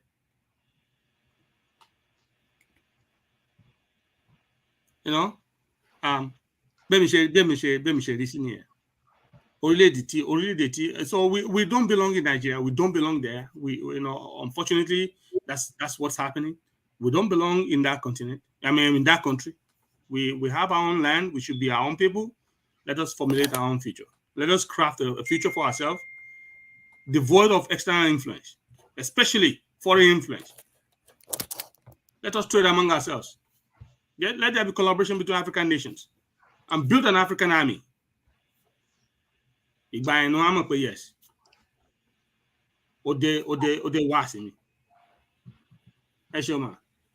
Wow. Mo rò pé ẹ lè rí àwọn kọ́mẹ̀ntì yan sà. Gbogbo àwọn aráalé wọ́n ń kí yín gidigidi gan ni sà. Wọ́n ń kí yín gidigidi gan. Kí a tó tẹ̀síwájú, mo fẹ́ kẹ́ gbọ́, mi ò ní lè show ẹ̀ ní orí ìkànnì yìí torí mi ò fẹ́ kí wọ́n tún bà péjì yìí jẹ́, ṣùgbọ́n a máa gbọ́ ọ̀rọ̀ tí arákùnrin yìí sọ ní èdè Gẹ̀ẹ́sì láti fi bá nǹkan tí bàbá mi tí wọ́n sọ jáde. Bẹ́ẹ̀ ni, ẹ jọ̀wọ́ ẹ farabalẹ̀, ẹ má bá wa pé ètò nígbà tẹ́ ń gbọ́. Ẹ ṣé. We must speak the truth and we must be honest about these things. So we can't have black children born in debt because they want systematically to trap us and to continue the slavery, systematic slavery. Because slavery is not physical anymore. It's in the systems, the religious systems, the economic systems, the political systems, the education system. Nonsense, this education system. There's nothing that you're teaching our kids. You and I are product of nonsense education systems, bro. Somebody gotta tell them. 30% of nothing. Even if they say pass mark is 80%, it's 80% of nothing. There's a German kid right now, as you and I speaking, subject Daigi mining. But when you look at his continent, wherever it comes from, there's no minerals underground. But the boys and girls are being taught about mining and minerals.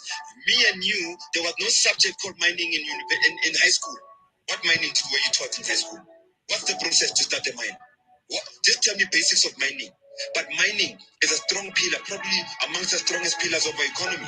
So that means that there's a child in Germany somewhere that's being prepared, in Asia somewhere that's being prepared to come and run this economy, while your kids are being prepared to come and work for those German kids that are going to come here in future. Because your kids are being taught how to do nonsense, how to label an insect.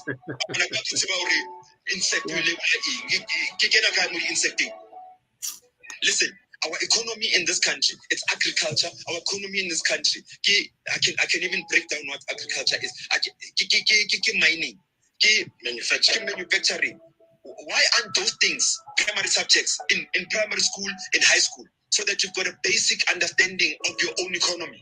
That means some people must come from somewhere to run this economy, because your kids were never taught anything about this economy. So we mustn't even dare to want to argue with me, not you personally, anyone, about the education system or any other system in this country. It's designed to continue systematic slavery and suppress the people of the day and make sure that the future belongs to those who are prepared for it. Definitely not your children. Or someone must be. Ṣé rí pé kí n tó tẹ̀síwájú ẹ jọ̀ọ́ ẹ má bínú, mo rí dádì kan Rafiu Atọ́lágbé, ẹ káàbọ̀, ẹ má bínú sà. Ọ̀rọ̀ láti gbọ́ yìí, ṣé rí pé nǹkan tí bàbá wa sọ síwájú, ṣé rí pé ó jọra pẹ̀lú nǹkan tí arákùnrin yìí sọ jáde sí. Because òtítọ́ ò ní kọ́lọ̀ méjì. Ẹ má bínú pé mo kọ́ tí òtítọ́ kò ní kọ́lọ̀ méjì, kò ní, it has no two edges. The truth is always going to be the truth. Whichever way, Yorùbá pa lówe, wọ́n ní tá bá sọ ọ̀bẹ sí òkè nígbà ìgbà, wọ́n ní ibi pẹlẹbẹ ló máa fi lélẹ̀, because it is the truth. And tó bá ń parọ́ ló máa ń wá rọ̀bọ̀. Tó bá ti parọ́ kan, wà wá bí 2 tó wà fi cover it up. Tó bá ti ń parọ́ kan, wà máa wá bí 10 tó wà fi cover it up. wà ti parọ́ mi ò ní mọ̀ pa àwọn èèyàn wà ti gbàgbé pé wà tó máa wá mi fi tó. But once you always say the truth, tó bá jẹ́ lójú oorun tó ti ń ṣìrànràn and they ask you the question, you still repeat the truth. It is what it is. So ẹ ṣe bí comment ṣe ń wọlé yan ẹ ṣe a máa sọ̀rọ̀ lé lórí ṣùgbọ́n ká tó sọ̀rọ̀ lé comment yìí lé lórí. Dr. Mike. Yes, ó tọ́ ni náà ṣe rí pé wọ́n ti ń lọ again wọ́n lọ fẹ́ wọ́n ti èdè wa ló dé ifá ló ti àwa kù tán tó wá ń kọ́ ń sìn tó fẹ́ transfer sí ẹ wò ẹ̀yin èèyàn wa ẹ̀yin ọmọ káàrọ̀ òjìrè Ọlọ́run ló fẹ́ wa o Ọlọ́run ló fẹ́ wa bẹ́ẹ̀ wọ́n ní ìdá ní òpèrè ẹ̀ lẹ́rú àwa la pé àwa lẹ́rú tán fi rí wa mú núwé tán ń bọ́ ṣe mú wa yẹn tó bá yẹ pé àti pín àwọn bàbá wa lé tá a ti bọ̀ fáwọn bàbá wa tá a fọwọ́ sí tó ń gbé tá a gbọ́ ìkìlọ̀ tá a sì fi tá ò sọ̀wọ́ ọmọlúwàbí nù ká máa ń hùwà àjèjì a ò ní débi tá a dé. That's right. Kò tí ì wá pẹ́ jù ló fi jẹ́ pé bá ṣe ń ṣe wa ní gbẹ́rẹ́ pàkó ẹ jẹ́ káwa náà rò dáadáa ṣùgbọ́n nígbà ládùúà gbogbo tàkù tó bá ní kọ́mọ Yorùbá má jákè lágbára Ọlọ́run àtòun àti ẹni níwòjọ lọ. Because Ọlọ́run máa sọ ọlọ́gbọ́n di òmùgọ̀ ọgbọ́n tó wọ́n gbọ́n náà ló jẹ́ káṣírí wọn mọ́ tú yìí òmùgọ̀ tọrọ pa tá a gọ̀ ohun tí ò tó nǹkan lọ́lọ́run ló fi ń dààmú ọlágbára. Àdúrà mi nìyẹn pé a ó débi tá a lọ lágbára Èdùmàrè Ọlọ́run ní jẹ́ kó pẹ́ o. Àṣẹ. Orin ẹ mú mi rántí orin kan nìyẹn sá ẹni a ó débi tá a fẹ́ dé a ó débi tá a fẹ́ dé ẹ̀bá àtàkìtì kẹ́ ẹ̀ forí sọlẹ̀ a ó débi tá a fẹ́ dé ẹ káàbọ̀ mami princess ọmọ onílù òfẹ́ kó tú ẹ ṣé màmí àgbáyé adalẹ́ ẹ ṣé gànmà. A máa tẹ̀síwájú ẹ sọ nǹkan kan mo máa sọ̀rọ̀ lé lórí ẹ má bínú sà àwa kì yóò kú ikú kíkú kan bí kò ṣe yíyè dádì mi mo fi tọ̀wọ̀tọ̀wọ̀ dá orúkọ yín Moses Abiodun Òjó ẹ ò ní kú ikú kíkú kan bí kò ṣe yíyè ká ṣe Èdùmàrè ẹ máa gbé ìgbé ayọ̀ ẹ máa gbé ìgbé àlàáfíà lágbára Ọlọ́run mo ṣe ládùúrà àti ẹ̀yin àti aya àti gbogbo ọmọ tí Ọlọ́run jogún fún yín wọ́n tún máa lé sí ni lórúkọ Jésù ẹ máa gbéyàwó ọmọ fọkọ lórúkọ Jésù Kristi. Àmín Ọlọ́run ẹ ṣe ọ̀nà tí ń gbà dára. Jésù ò bá ti dé rárá omi ò kì í ṣe tí Jésù ò bá ti padà ẹ máa pé 120 bẹ́ẹ̀ ni torí pé olóògùn ọkàn kò ní kú sí ipò ìkà bẹ́ẹ̀ ni ayọ̀ ní ti yín ní ọjọ́ gbogbo àti ti gbogbo ẹ̀yin olóògùn agbára Ọlọ́run ṣùgbọ́n ẹni tó bá ro ikú kàn yín tó bá ro ibi sí ẹ̀yin àti èmi àti gbogbo ẹ̀yin ará ilé ibi ìyan back to sender ni ibi kó padà sí orí oníbi àṣàsí kó padà sí orí aláṣàsí ní àṣẹ Èdùmàrè nítorí pé àwa dúró àwa ń jà fún ìran wa ni ẹ̀tọ́ ìran wa ni àwa ń jà kò sí kálọkábọ̀ kò sẹ́ni tó gbowó fún yín kò sẹ́ni tó gbowó fún mi kò sẹ́ni tó gbowó fún ẹnikẹ́ni nínú wa ṣùgbọ́n a ò kàn lè wá dákẹ́ ká wá jókòó ká fọwọ́ lẹ́rán ká máa wò ó máa lọ bẹ́ẹ̀ kò ṣeé ṣe kò gbọ́dọ̀ rí bẹ́ẹ̀ so nǹkan tó ṣẹlẹ̀ nìyẹn a máa tẹ̀síwájú. Jagunjagun is the talk of the okay okay Dr. Michaela bẹ́ẹ̀ ni wọ́n ní jagunjagun. Bẹ́ẹ̀ ni èmi náà ti wo múvì yẹn ìtàn ṣe rí kọ́mọ Yorùbá tètè ṣe àwọn létí Ọlọ́run fún gbogbo Adébáyọ̀ ní wisdom gbogbo nǹkan ló everything will fall in place to those that love God ọ̀rọ̀ Bíbélì ló sọ bẹ́ẹ̀ ó ṣe jẹ́ pé irú táìmì ní irú fíìmù jagun yẹn gan náà jáde it's a very very very similar thing to what is happening in reality to the Yoruba race. Ṣùgbọ́n Ọlọ́run á gbà wá. Àmín. Àmín. Ẹ ṣé gidi gan ni sà. Mo máa padà lọ sẹ́yìn nítorí pé ìgbà tẹ́ fi ń sọ ọ̀rọ̀ lẹ́ẹ̀kan sà. Ẹ dárúkọ nípa ètò ìtọ́jú èyí tí ṣe medical a máa sọ̀rọ̀ nípa medical bẹ́ẹ̀ ni sà.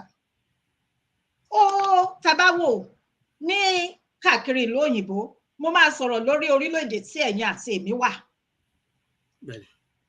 Ẹ mọ̀ wípé wọ́n ní ètò insurance fún àti olówó kò kan olówó kò yọ tálákà sílẹ̀. Bá ṣe bí ẹrú òun la bí ọmọ. ẹ mọ̀ wípé tí obìnrin bá lóyún gbàrà tó bá ti lóyún àtó ní insurance àti kò ní insurance ní abẹ́ òfin ní abẹ́ ìjọba kí ló máa ṣe wọ́n máa jẹ́ kó lọ rí àwọn dókítà títí. Because oyún tó wà náà wọ́n consider ọmọ yẹn citizen number 1 wọ́n dẹ̀ believe pé oyún yẹn need the special attention and some nutrients to develop into a normal citizen and agile citizen. Ṣẹ́rí orílẹ̀-èdè ta ibi táwa ti wá àwọn èèyàn wa náà ka ọmọ ìlú ní ọ̀ka aráàlú ní ọ̀ka citizen sí. Otherwise, what sense does it make for a whole government to go and attack a citizen pẹ̀lú ammo tank àti pẹ̀lú army? You know? But níbi láti oyún inú náà ti ń tọ́jú ọmọ yẹn pé ó ní the nutrient wọ́n fẹ́ make sure pé calcium ò kéré jù potassium ò pọ̀ jù so gbogbo oúnjẹ tí ìyá nídìí aláboyún nídìí tọmọ ìyá fi gbé tá fi dàgbà tá fi wá sáyé ní wáyé agile body, healthy person. Ìjọba decide pé àfikẹ́ fún because tó bá bímọ abirùn ọrùn ìjọba náà ní gbèsè ẹ̀ wà a ò ṣe kúkú tọ́jú ẹ̀ náà wọ́n ní ẹni tí ò ní jẹ́ ayó a kò ṣe tiẹ̀ mú oúnjẹ. Wọ́n ní àwọn ètò fún àwọn ara wọn ibo náà ti ń kó gbogbo ọ̀rọ̀ yẹn wá láti orílẹ̀-èdè wa. Meanwhile ní ọ̀dọ̀ tiwa aláboyún kémi tó kúrò ní orílẹ̀-èdè Nàìjíríà máa ń sọ sórí kan kò lè ẹ́fà kúrò ní orí mi láyé. Gbogbo táìmù yẹn ni Abiola ṣì ń jàjà bó ṣe fẹ́ di ààrẹ padà ìgbà tó hàn náà làwọn elections wọn. Màmá tó bí ìyá tèmi ó sick mi ò níṣẹ́ lọ́wọ́ mo ti graduate. I was in the hospital with my grandmother. Èmi ni máa ń dúró tí wọ́n láwùlọ títí di ilẹ̀ mọ́. Èmi ni máa ń lọ sí hospital jókòó tí wọ́n private hospital ni. Lálẹ́ ẹjọ́ yẹn ní nǹkan bíi either 1:30 a.m. àbí 1 o'clock lóru náà gbé Abiyun ìdè ló bọ́lẹ̀ láti inú cab wọ́n gbé wọ́n fà á àwọn bíi mẹ́ta wọ́n wọ ọ̀bọ̀ nù kílíníkì yẹn. Wọ́n tẹ̀ gbèdé dókítà kó wà ní site ni pé òun láti ṣe C-section fún mi. Àṣọ ọmọ yẹn ti jáde wọ́n kàn ráṣọ àpọ̀bọ̀ mo ṣáà rí pé gbùdúgbò tó ṣe ń gbé ọmọ yẹn bóyá apá ló mú jáde ní o bẹ́ẹ̀ ẹsẹ̀ ní o I don't know but ó há sínú ìyá ẹ̀. Dókítà yẹn ní pé C-section ni mo rò pé ó sọ fún wọn ó pe ẹni tó ní hospital whatever nǹkan kan wọ́n ní iye báyìí náà máa san àwọn ẹni kò jọ wọ́n ti prepare theatre àtọ́ tí wọ́n ti rò pé wọ́n máa san owó yẹn ní nǹkan kan gbàtàn dẹ̀rọ tó fẹ́ kó kalẹ̀ ọkọ ní kò jọ náà ní pé òun kọ́ lòun lọ hospital tẹ́ ẹ̀ bá ti lè san ẹ̀ máa gbé lọ. Olúwa. I was sitting down there mo ní Abiola MKO ó ń jà láti become president. Ǹbá tí a wá nírú owó tí màá yìí ní nìsín ṣé wọ́n á ṣe operation fún wọn tàbí kéèyàn ti lè rí irú Abiola yẹn sọ̀rọ̀ ṣèbí àtẹ̀lé asan you know gbogbo èèyàn ló mọ Abiola to be a philanthropist.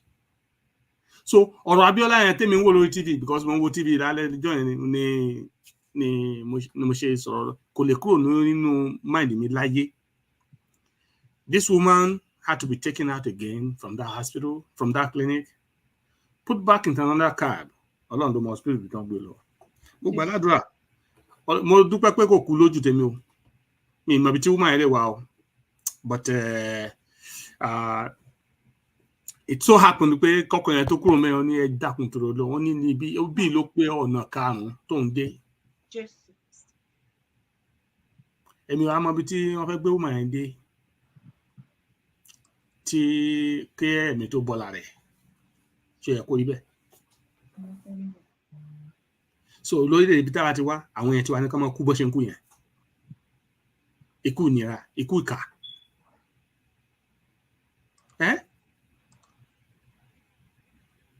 Meanwhile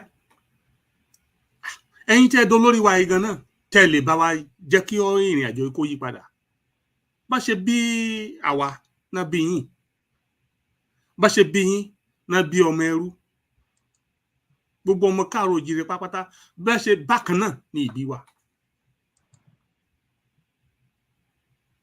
I mean, time and chance happens to everything. Why? tó pé yín wà nípa agbára lónìí kò mí pé nǹkan ò lè yí padà o bíbélì yẹn sọ ó ní I've seen under the sky I've seen so many things but nǹkan kan tí o kàn gbọ́ ni pé òun ò gbọ́ pé ọmọ lóòótọ́ ó ṣàgbéjẹ rí kò sọ pé ọmọ alágbára ò lè ṣàgbéjẹ kò sọ pé wọn ò ní di ṣe understand ẹ̀yin ọmọ àwọn ọmọ táwọn òbí wọn jẹ́ olùdarí lónìí kò mí pé wọn ò lè tọrọ jẹ lọ́la wọn ò lè dágbé ó ní ṣùgbọ́n ẹ̀mí orí kí ọmọ olódodo. Why can't we be honest to our people? Why can't we be kind to ourselves? Kí ló dé àṣẹ fẹ́ mú ìfẹ́ Ọlọ́run yẹn ṣẹ pé fẹ́ràn ọmọnìkejì ẹ̀ ó ní ẹnikẹ́ni tí ìwọ bá ní ipá láti ṣèrànwọ́ fún òun lẹ́nìkejì ẹ̀ pé kó tọ́jú ẹ̀. Why can't we tọ́jú ourselves? Kí ló dé tá a lè tọ́jú? We're not asking for too much. Yes. You can be trillionaires, you can be billionaires, you can be multi. It doesn't matter. Yes. Láti ká tó bí wa àwọn bàbá láti ayédáyé ni ọlọ́rọ̀ ti máa wà. And that's good, that's respectable. But kò wá yẹ kí ìwà ìkà kó gbọ́ òde kan lórí gbogbo ọmọ ìlú tó kù. Because you can't build your wealth without the people. I mean, it is the masses that work for your that builds that wealth. Kí ló wá dé? Meanwhile, orílẹ̀-èdè t'Ọlọ́run fi fún wa, ààyè t'Ọlọ́run fi gbà wá, ó tó wá jẹ, ó tó wá yan. So why is it difficult for us to now allow these foreign people to deceive you, our leaders, to make life a hell for your own citizens? Báwo lè ṣe rò pé ń wò yín náà? Wèrè gan-an ń pè yín, wọ́n ní stupid people, mad people. Àwọn ò ní ṣe bẹ́ẹ̀ fáwọn ọmọ tiwọn. À ń lóyún sínú láti inú oyún náà ti ń kẹ́ ọmọ yẹn wáyé. Ìbí tiwa ó wá ń di wàhálà ó ń dínkù fáwọn òbí tó ń bí àwa. Ṣé ohun tí ó bójúmu ni? Táwa ń sọ lélẹ̀. Tí Tinubu á ń gbọ́ wà kó náà kó rówó. Táwọn tó bá ń ṣèjọba wa ń gbọ́ káwọn náà kàn rówó. Ṣé òótọ́ la ń sọ àbí à ń parọ́ ni? A sì sọ pé you have the means. You have been so placed in places where you can effect changes. Kí ló dé tó ṣe jẹ́ pé àwọn àtọ̀ní wa so kí Tinubu torí wọ́n ti ń threatening mọ́ ṣe fẹ́ yọ kúrò lóyè kan ṣe so that Britain àti France àti America alẹ́ accept the government ẹ̀ ó jọrí ECOWAS náà pọ́n fẹ́ kógun lọ Niger torí kí ni? Why must we be looking for acceptance of foreigners over the approval of our own people? Unfortunately, that's how this has been played for too long. Adúpẹ́ lọ́wọ́ Ọlọ́run, adúpẹ́ lọ́wọ́ àwọn bàbá wa, bàbá Akíntóyè, adúpẹ́ lọ́wọ́ Sunday Igboho, adúpẹ́ lọ́wọ́ àwọn sọ̀rọ̀sọ̀rọ̀ tó síwájú nínú ètò yìí. Adúpẹ́ fún Ọlọ́run tó jẹ́ kó tutọ́ kó fojú kẹ́kọ̀ọ́ kó mọ fojú mímú hàn. Mo sì dúpẹ́ lẹ́yìn tí ẹ̀ ń wò wá náà. Ẹ ó pín àwọn ọ̀rọ̀ yìí, ẹ ó jẹ́ àwọn ọmọ síra wa létí pé ànílé tó lọ kò yẹ ká wà ní orílẹ̀-èdè Nàìjíríà.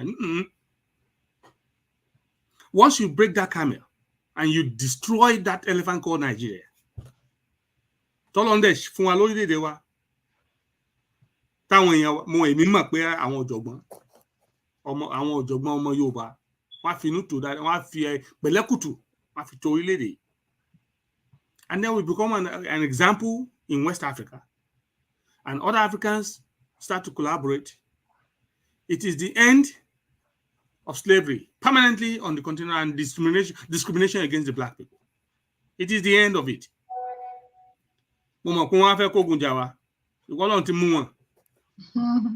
Ọlọ́run ti mú wọn because they cannot just wage war for no reason.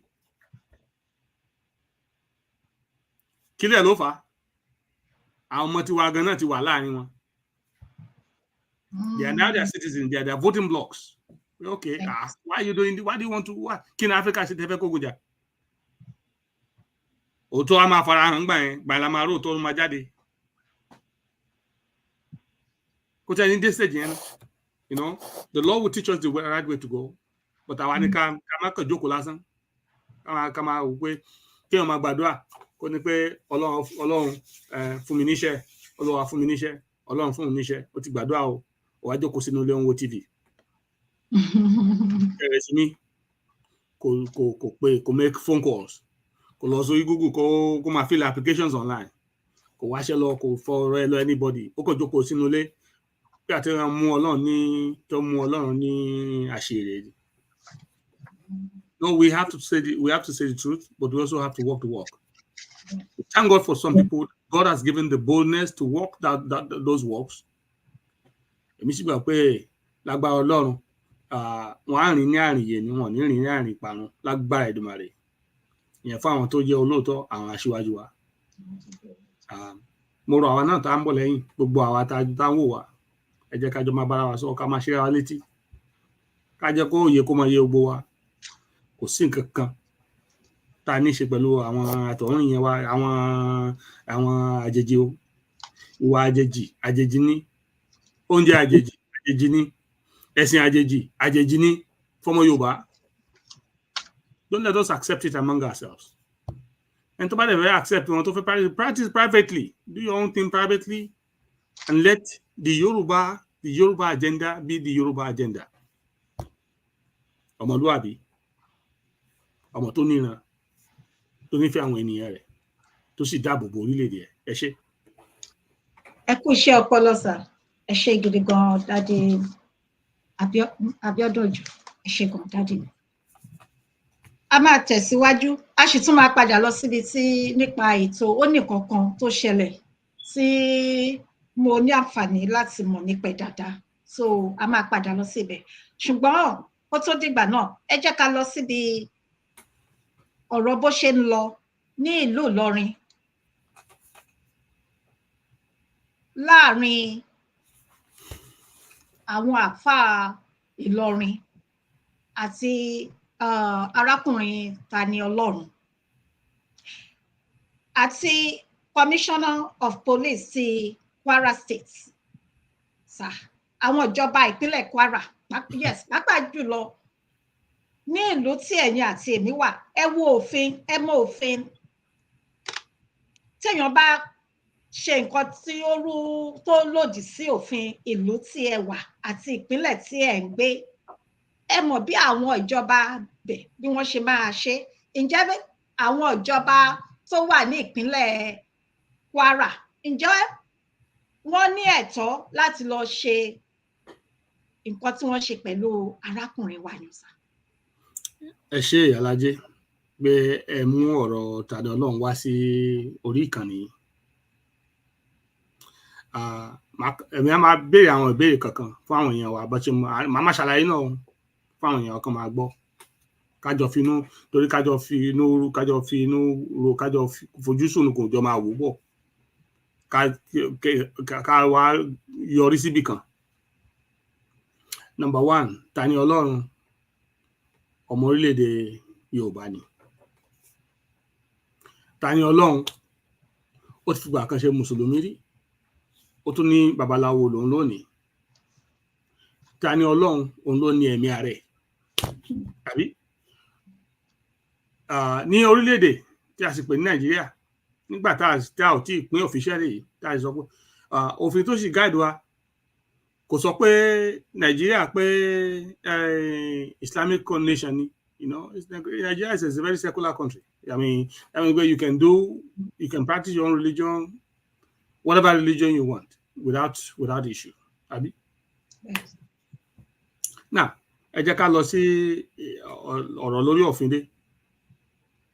There are some things, a criminal activity, tó wá pé nǹkan pé crime ni, ẹ̀ṣẹ̀. Tó wá ní nǹkan crime ni, that means pé it's punishable under the law. Yes. Either by fine, jail term, or by death sentence. Abi? Yes. So if something is a crime, it can be prosecuted legally. And then once the facts are established and the person is guilty, then you're about jẹ̀bi ẹ̀sùn. Àwọn criteria tó fi ń dájọ́ pé okay, ẹ̀sùn ẹ̀bi tó jẹ́ ẹ̀bi ẹ̀ṣẹ̀ tó ṣe o, ìjìyà rẹ̀ ní ìjìyà wà fún. To the best of my understanding, Tani Ọlọ́run ò commit a crime ẹ̀yọ̀kan. I've not heard that he committed any crime. That's number one. Therefore, ó mean pé he cannot be legally prosecuted for a crime. That means it's not liable for the verdict of guilt, Abi. Yeah. So he cannot be punished under the law for a crime he did not commit. That's one fact. Now, tó bá ní pé èèyàn ẹ̀sùn tó pé ó defame èèyàn. If you defame somebody, defamation is not a crime. Yes, you have defamed somebody. You can be charged for defamation. You can be tried for that defamation, and you can be found guilty of defamation. And then you have to pay fine for whatever it is that you've done. Now, for both crimes and for civil, and those are civil issues. You know, there's criminal offenses and there are civil offenses. Yes. Ní orílẹ̀-èdè Nàìjíríà tó bá yẹ pé ibi tí òfin wà ní.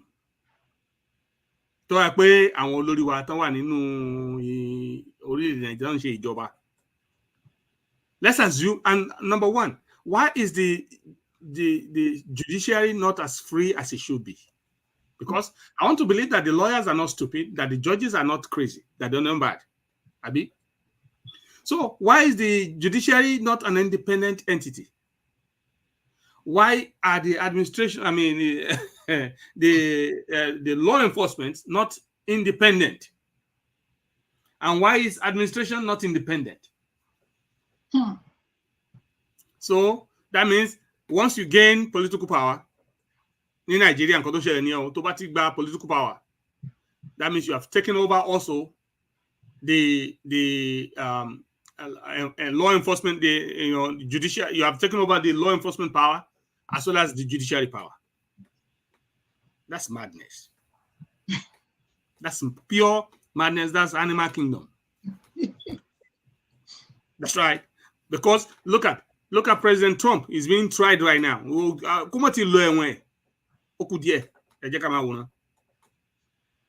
That should be a normal place where if you're a criminal, regardless of who you are, that the law will pursue you,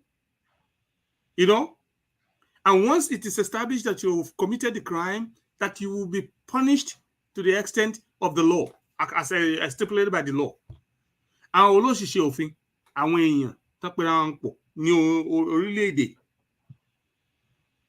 Ṣé wá rí pé ní orílẹ̀-èdè Nàìjíríà yẹn, ṣé rí pé kì í ṣe orílẹ̀-èdè because wọn ò fọ́ kò sí òfin kankan ò gáde gbogbo nǹkan olúkà kò ṣe. So táwọn kan bá ti wà ní ọ́fíìsì lónìí, a sì ti ní àwọn àfáà kan tán sọ pé Bíọ́dún ọmọ lágbájá tá a ti mọ̀ pé àwọn àfáà wa nu tá a ti ń lọ forí balẹ̀ fún tẹ́lẹ̀ àbáwọn wòlíì wa ọgbọ́dọ̀ ṣe báyìí o sọ̀rọ̀ ọmọ burúkú tó ní lọ́ba ẹ lọ́ba ń fẹ́ lọ fọlọ́pàá mú wa ká fi ìyà jẹ. Ṣé ó tọ́? Which is in its own the criminal offense. Orílẹ̀-èdè Nàìjíríà, unfortunately, nǹkan tó ń ṣẹlẹ̀ nìyẹn níbi tí ẹjẹ má bínú. Orílẹ̀-èdè Nàìjíríà, àwọn tí ò ṣẹ̀ wọ́n ń jìyà látàrí àwọn tó ń perpetrate crime gangan. Okay, Tani Ọlọ́run tó bá tiẹ̀ defame kátó pé ó defame ẹnìkan tàbí ó defame religion kan, civil court, file your civil case in court, invite him to the court, to the police, and to be processed in court. And you use the law enforcement to bring him in. Tí ó bá fẹ́ wá, tó bá yarí, You know, and once you bring him, you process him, took the picture and everything, and he goes home. Let him go and get an attorney. To balo, you ba lawyer, to balo, but your government if only lawyer here. But I don't have money, and the government have to give you an attorney. So that he can be legally represented, properly represented before the law. Otherwise, you cannot just put somebody, you know, to go to trial when he cannot defend himself properly and then think that the justice is right. No, if you want justice, the whole process must be right.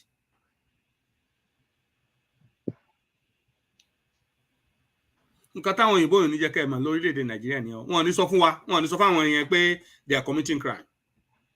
That the government is illegal. That what the government is doing is madness. They will not tell you over there, but then, and when they see these things happening, they encourage them to go and fight African nations. Commit the crimes for us so we can steal your wealth. That's why this government, these people in government, they have the boldness to continue to commit crimes against their own people without fearing anything can happen to them. America ò bá ti like wọn mọ́ tàbí British ò bá ti like wọn mọ́, America máa point gbogbo crimes tó ń commit. Ẹ̀yin náà máa pariwo he's a bad guy, yeah, because America wants him now in jail. Why are they not saying something like Fela kọrin kan? Only democracy abi. Only when let's teacher no teach me nonsense.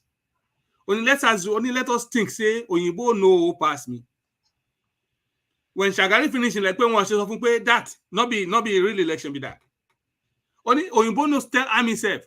Pay for England though, army know they take over. So why are these people, the British, the Germans, the French, the Americans, why are they not telling these people in Nigeria, this leadership in Nigeria, that's not how to govern? That you're committing crime against your people. No, they won't say that now. Because they want them to commit the greater crime of selling your resources to underground to them. Tani Olohun has not done anything wrong. Even if he has defamed someone, it should be processed and it should be a civil case. He should have his liberty, have access to his attorney, prosecuted in court, and come up with a fine if he is guilty. And if he's not, set him free. Let him continue to do what he's doing. Why are you incarcerating somebody? Mo fẹ́ mọ̀ tari irú adájọ́ yẹn. Mo rọ ẹ̀yin ọmọ Yorùbá tẹ́ ń gbọ́ wa nílé káàkiri. Torí ilẹ̀ ń ṣú ilẹ̀ ń mọ́. Nígbà pé à ń súnmọ́ orílẹ̀-èdè wa. Gbogbo irú àwọn nǹkan tó ń ṣẹlẹ̀ yìí, ẹ jẹ́ kí àkọsílẹ̀ dáadáa wà. Torí irú àwọn amòfin tí wọ́n dárò ẹ̀ tán lọ gbé Tani Olohun. Tán dèmọ́ bí tán dèmọ́ tàbí tán fìyà jẹ níbi tó wà. Tàbí irú adájọ́ tó tẹ̀ pòfin pé ẹ lọ tì mọ́lé without, those things have to be recorded. Those things have to be kept. Because when Yoruba nation stands, those things should come into light. Those committing those crimes today, káwọn náà mọ̀ pé àwọn náà jẹ́jọ́ lọ́la. Tó bá ń rán yín níṣẹ́ ẹrú, kan fi tọmọ jẹ. Tó fi yín ò bá sọ fún yín pé bó ṣe yẹ kẹ́ tọ́ ni, why are you doing it? Because bàbá àgbàzalẹ̀ kan, aláàjì kan ti sọ fún wa, àbí lèmọ́mù kan ti sọ fún wa, àbí governor kan ti sọ fún wa to do this. Why are they committing crime against Tani Olohun?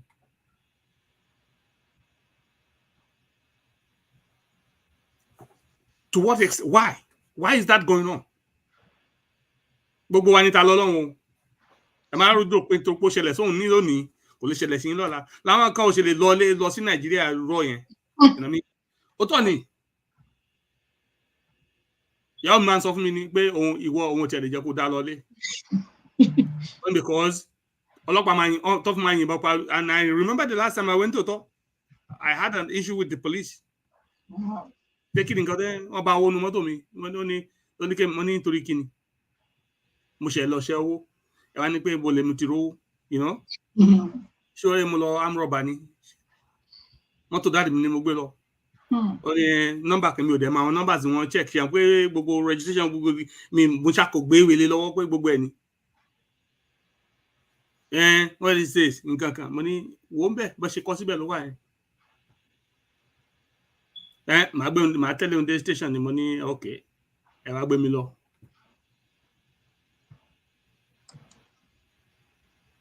Káwọn èèyàn tó gádà lé wa lórí nígbà tariwo pọ̀. Inú dẹ̀ tí bí mo ti gbé bẹ̀rẹ̀ ni mo ní tó bá pẹ́ nsìn ni wọ́n á ti pa mí ná. Ọlọ́run á ti pa ọ̀tá mi dànù. Because time yẹn, this was over 18 years ago. Mo ní tó bá bí ẹ̀dá, mo ní kó yin ìmọ̀ yẹn, mo ní the last time tó máa yìnbọn láyé ẹ̀mọ̀ nìyẹn. Obvious. Láì ní nǹkan mi náà inú tó bí mi ni o. Olódodo yóò láyà bí kìnìún. You know, mo ní ló ti ń ṣe bákan ló ti ń fa ìbọn, mo ní tó bá bí ẹ̀dá, mo ní tó bá yìn, mo ní the last tó wá yìn láyé ẹ̀ ló yìn yẹn. Imagine àwọn tó ń tiẹ̀ tí ẹ bá ń tẹ àwọn èèyàn tó ti pa jìnnà tó ti padà nù lẹ́yìn yẹn, tó ti pa àwọn èèyàn ṣeré lọ lẹ́yìn yẹn. And before God and man mi atari ọkàn mi ò ní. Ó tọ́ ni mo sọ, I'm telling the truth, but I was angry. Pé kí ló fẹ́ kí ló dé? Why? Àtúndé airport, ẹ tún gba passport mi, ẹ tún dé pé mo ní ṣé o ní machine tó fẹ́ fi rọ́nà ẹ̀ bí ni tó fi mọ̀ yọ authentic àbò jẹ́ ni àbò fake. All because they want me to, you want bribe. Ṣé American system, read the Nigerian passport gan-an, ẹ fi máa read the American passport. You know, it's a system that country is a failed country. There's no doubt about it. But the point is now, why are they committing crime? Why is the government using government instruments to commit crime against citizens? Kí ni crime tí Sunday Igboho ṣe? That the whole state, the whole federal government of Nigeria committed such a crime against one citizen. Kí ni nǹkan tí Tani Ọlọ́run ṣe? Civil situation, a civil matter. And then you incarcerate him and you're trying to kill him. In politics. There are lawyers there that are not speaking up. There are judges there, they're not saying nothing. One, you lost track in you. These are the things, and especially because the government have succeeded to destroy the education. Mo mọ̀ pé láyé ìgbà tí àwọn school education jẹ́ school tí university jẹ́ ìwọ ni Unilag, ìwọ ni UI, ìwọ ni Unife, before it became OAU. All of this, the streets will not contain anything at this point. But they destroyed, okay, what destroy education, number one. So that the education is, nobody is even, the center is no longer holding. So who's to hold the government accountable? They can do now and do and undo. Kill and maim at will. Once they seize the power of the mantle of government, they try to act like God. Mo wá gbàládùra Ọlọ́run tó dá ayé wọn, gbogbo àwọn tán ṣe bí Ọlọ́run lórí orílẹ̀-èdè Yorùbá tó sì ń fi ìyà jẹ àwọn èèyàn tí kò ṣẹ̀. Ẹ̀tọ́ tó dá ó ní tèmi ní ẹ̀san. Kọ́lọ́run kò san fún wọn, kì í ṣe fún àwọn nìkan, torí tí bàbá bá jẹ àjàrà ó yẹ kéèyàn kan ọmọ ẹ̀ pẹ̀lú àtọmọ ọmọ tó bí. Kọ́lọ́run kó bẹ̀ wọ́n wò, kó fi iṣẹ́ wọn kó fi bẹ̀ wọ́n wò. So Tani Olohun has not done anything evil. He has not done anything other than talking. He has not committed any crime. Yes, if you feel defamed, if you think he has committed, his defamation of character, whatever it is, okay, civil matter. Go to court, get your judgment, and be paid. That's what civil matters are for. He does not belong in jail or in detention where he is being tortured, physically, emotionally damaged, and then economically being damaged. So kò lè ṣiṣẹ́ ẹ̀mọ́sìn, kò lè ṣe anything. Ó dẹ̀ lọ ọmọ níyàwó tó fẹ́ bọ́, ó lẹ́bí ó lára ńlé. Why are our people so wicked? Torípa àwọn ọmọ àlè náà wà láàrin wa ni. Ẹ ṣé. Wow. Kí a tó tẹ̀síwájú, ẹ jẹ́ kí n sáré kí àwọn tí wọ́n ṣẹ̀ tún darapọ̀ mọ́ wa. Wọ́n dẹ̀ ń kí yín, Daddy. Sister mi. Mo rí àwọn comment yẹn. My darling sister, ọmọọba obìnrin ọmọlúàbí rere Adékọ̀yà, ẹ ṣé gidigidi gan ni, ẹ kú àdúrótì, ẹ kú gbogbo gbà, mo appreciate yín, God bless you ma. Mo kí Daddy Fọlárìn owó mọ́yìlá ẹ káàbọ̀. Daddy Bọ́lájí Adéyẹmọ, ẹ ṣé gidi gan ni. Gbogbo ẹ̀yin tí mi ò pè orúkọ yín, mi ò rí ni o, ṣùgbọ́n gbogbo wa pátápátá ní kọ̀ọ̀kan ni mo kí. Ẹ ṣé gidigidi gan. Ẹ̀yin tẹ́ ń comment àtẹ̀yin tẹ́ comment, ṣùgbọ́n tẹ́ ń gbọ́ wa, tẹ́ ń wò wá, ẹ ṣé gidigidi gan ni o. Àdúpẹ́. A máa tẹ̀síwájú. Daddy mi, mo fi tọ̀wọ̀tọ̀wọ̀ dá orúkọ yín lẹ́ẹ̀kan sí, Daddy Abiodun Òjó. Ọpọlọ tí Ọlọ́run jogún fún yín kò ní bàjẹ́ o, láṣẹ Èdùmàrè. Mo wá ń gbà ládùúrà pé nígbà tí ó bá wu Ọlọ́run, torí èmi àti ẹ̀yin kò sẹ́ni tó mọ ìgbà àti àkókò tí orílẹ̀-èdè Yorùbá yóò dúró, ṣùgbọ́n máa dúró nítorí pé ìfẹ́ Ọlọ́run ní kò pẹ́ kò jìnnà, ó máa ṣojú ẹ̀mí ẹ̀yin àti èmi àti gbogbo àwọn aráalé tí wọ́n ń gbọ́ wa, tí wọ́n ń wò wá ní àṣẹ Èdùmàrè. Ẹ ṣé gidi gan. Ní ti ọ̀rọ̀ ẹ̀sìn, òun ní ti ṣẹ̀mọ̀ arákùnrin Tani Ọlọ́run yìí, ní tèmi mo dẹ̀ mọ̀ pé ọ̀pọ̀lọpọ̀ ọmọ Yorùbá hero wa ni, ẹni tá òun ni ọmọ tó ń sọ lọ́wọ́lọ́wọ́ báyìí, torí pé ó jẹ́ kí ó la ojú ọ̀pọ̀lọpọ̀ nínú wa, ọ̀pọ̀lọpọ̀ tó ti sùn, nítorí pé tí a kò bá ṣọ́ ara, ìjà ẹ̀sìn ni àwọn pípò yìí fẹ́ dá sílẹ̀. Ẹ wo máà tó wà ní US yansa, ọ̀kan lọ́mọ ọ̀rọ̀ ọ̀kan lọ́mọ yansa, ó jọ pé bóyá kí àwọn ká bẹ̀rẹ̀ sí ní bóyá kán pe Homeland Security sí arákùnrin yìí sá, because ó ń sponsor àwọn terrorists ní orílẹ̀-èdè Nàìjíríà. Ṣé wọn pé bó ṣe sá wá sílùú yìí tó ń bá láyà tó gbogbo ẹnu tó ń pariwo yẹn kò yé yín? Ṣé rí ìgbà tí mo ti ń watch ẹ máa ń ṣọyàn dáadáa, máa ń watch yẹn ni, máa ń watch yẹn gidi.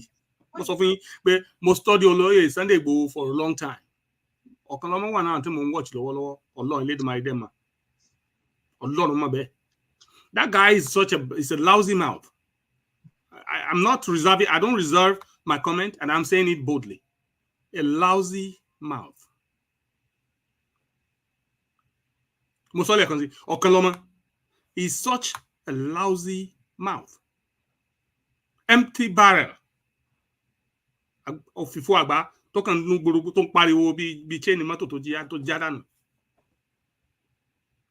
You know, hey, I mean, tọ́lọ́n bá ti ṣe mọ̀ téèyàn bá tiẹ̀ ya ọmọ ta tó bá ya ọmọ ta tọ́lọ́n dẹ̀ sáré bọ̀ àṣírí ẹ̀ ní kékeré ṣe bóyá kó tiẹ̀ wọ́n ní àbí fúnra rẹ̀ tó fẹ̀ fún ẹ̀ síta. You understand? Yes. This guy kéèyàn gbẹnu ẹrí ṣe mọ̀ wọ́n ní ìyá kékeré gbèyàn sálẹ̀ ìyá ńlá tí àlá bá gbé ní sẹ́lẹ̀ kékeré kéèké á fẹ́ máa gùn, irú ìyẹn ló ń wọnú sí Sunday Igboho lára. Irú ọ̀kan lọ́mọ ẹlẹ́nu jáwáyà ẹlẹ́nu. I don't want to come here because ẹ̀ ń ṣe léèbù, so I'm not going to even go into that type of thing. But mo mọ̀ pé Maryland bẹ́ẹ̀ ló ń gbé. You understand? I know that he lives in Maryland, and honestly, it should be on the notice that people are watching him, and I'm watching him keenly, very keenly. Gbogbo crimes tó wù kó máa commit ẹ jẹ́ kó máa ń ṣe ń so. Tẹ́ bá ń ṣe ìgbẹ́rẹ̀ gbàkọ́ á máa ṣọ́ra, kò ní tẹ̀sẹ̀ bọ páńpẹ́. Let him continue to do what he's doing. I don't want to save even. America's constitution itself. Koto di po gan ṣe pé kẹ́ tó di citizen Louis. Àwọn questions kan wà tó pọ̀ rẹpẹtẹ tẹ́ máa answer no. Táwọn èèyàn kọ no lọ oríṣiríṣi. Then kọ no. Have you sponsored clinical? Have you done this? Have you associated? Ẹ fi ilẹ̀. Ẹ jẹ́ kó continue. Ẹnu ẹ̀ tó.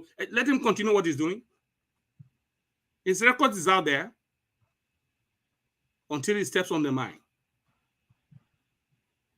I really don't want to comment too much on this guy at this point because honestly, I have total disregard for him, for his personality.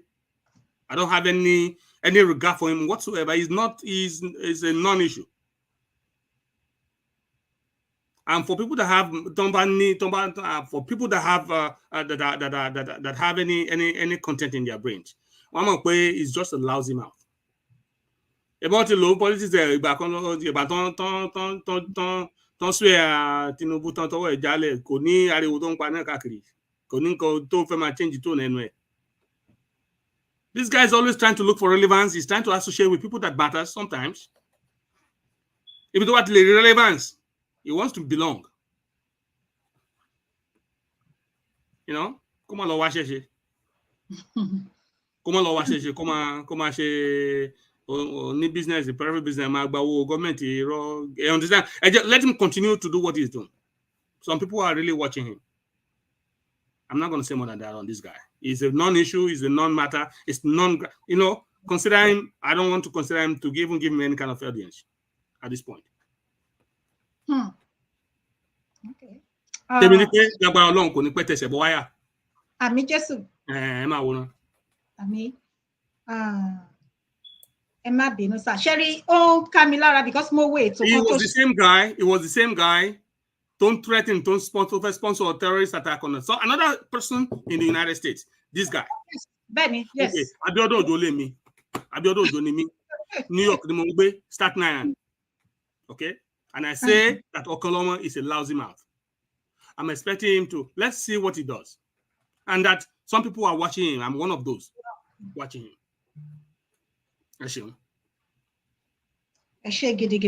Because on sponsor àwọn àfáà kan ní Ìlọrin, àwọn kan wọ́n ṣiṣẹ́ ṣẹ́bọ̀. Ṣé wọ́n fẹ́ gba ẹ̀mí lé ẹnu ọ̀tá Tani Ọlọ́run ni? Sherry. Ibi tó ń bá lára jù nìyàn sà. No, gbogbo èèyàn mọ̀ pé fingerprint ẹ̀ wà pẹ̀lú ẹ̀. Ṣé à ń pé gbàkan náà wà tó ṣe lè mọ̀ pé mò ń study bọ̀bọ̀ ìdàdà. Ṣé à ń pé there was this small boy nígbà kan tó lọ kidnap Nigeria man. Nigeria, yes. Kí lorúkọ boy tó máa ń ṣe tọ́. Gambari. Okay. Kí ni kan Gambari? Yawa Gambari. Yaya Gambari àbí? Yes. Láti gbà yẹn mi ti ń watch ẹ̀ bọ̀. I'm documenting this guy since that period. Ó máa ṣe dé stage tí ò ní bọ́ nínú ẹ̀. Ẹ máa wo ná. Àdúrà máa tó gbà lórí ẹ̀. Kó múra sí nǹkan tó ń ṣe o. Continue pẹ̀lú ta lọ́lọ́run. Ṣàǹpọ̀ ti lérí pé lọ́wọ́ ta lọ́lọ́run náà. He threatened him. Yes. So I know that his fingerprints are all over the place. But ibi tó concern me, tell me she address openly. Ni pé, who is the lawyer? Who is the judge that give that proclaim this judgment? If a civil matter is a civil matter, why is it not being addressed in civil court? What crime has Tani Olohun committed? And who are behind his arrest? Emma Warner, let us keep our fingers crossed. He will fight your battle. We'll see what happens. Some of us are watching him, and we know, you know. But I'm not going to even talk too much. I don't want to talk to him about this. Let him continue to do what he's doing. I want to watch it. Ẹ ṣé gidi gan ni. Ẹ kú iṣẹ́, ẹ kú ohùn sà. Dadi Adébísí Kabir Adébọ́lá ẹ káàbọ̀ sà. Wọ́n ní Dr. Michaela, wọ́n sọ pé àwọn ń bọ̀ wá rí yín sà, mo nídìí kìnìyàn. Wọ́n láwọn. So,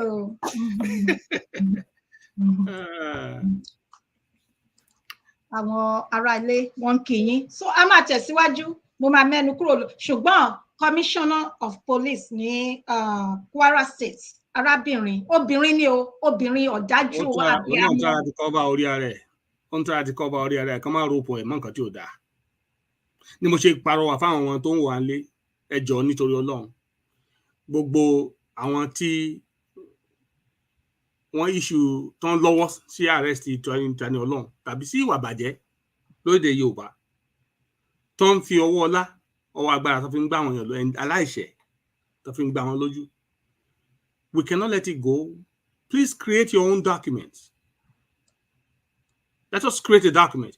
Àsìkò máa tó tí ìwé ìrántí, tá ó ṣíwèé, wọ́n ní ẹ lọ mú ìwé ìrántí wá. Ìwé ìrántí la mọ̀ pé nígbà tó bá tó àsìkò ẹ̀san. Ẹ ṣé. Ẹjọ́ ẹ má bínú pé mo kọ́rọ̀ ọmọ yín lẹ́nu, ẹ sọ̀rọ̀ yín délẹ̀ bọ́ mo rò pé mo mọ bí tẹ́ ń lọ. Ẹ gẹ̀ẹ́tì ẹ̀ sà, bẹ́ẹ̀ ni, ẹ mọ bí tí mo lọ, ẹ gẹ̀ẹ́tì mi sà, bẹ́ẹ̀ ni. Bẹ́ẹ̀ni, so òun nìyí. Torí obìnrin yẹn sọ pé òun mẹ́rin tó ní kán lọ arrest àbí. Bẹ́ẹ̀ni sà. But she is the commissioner of police. Ṣé kò lè summon àwọn officers ẹ̀ tó arrest tó lọ́wọ́ ni? Kò lè béèrè question ni. I don't know if she's the commissioner of police, she should at least, some people should be reporting to her. If she has interest in it, why is she not getting the facts? You know, you want to appear, you want to eat your cake and have it at the same time.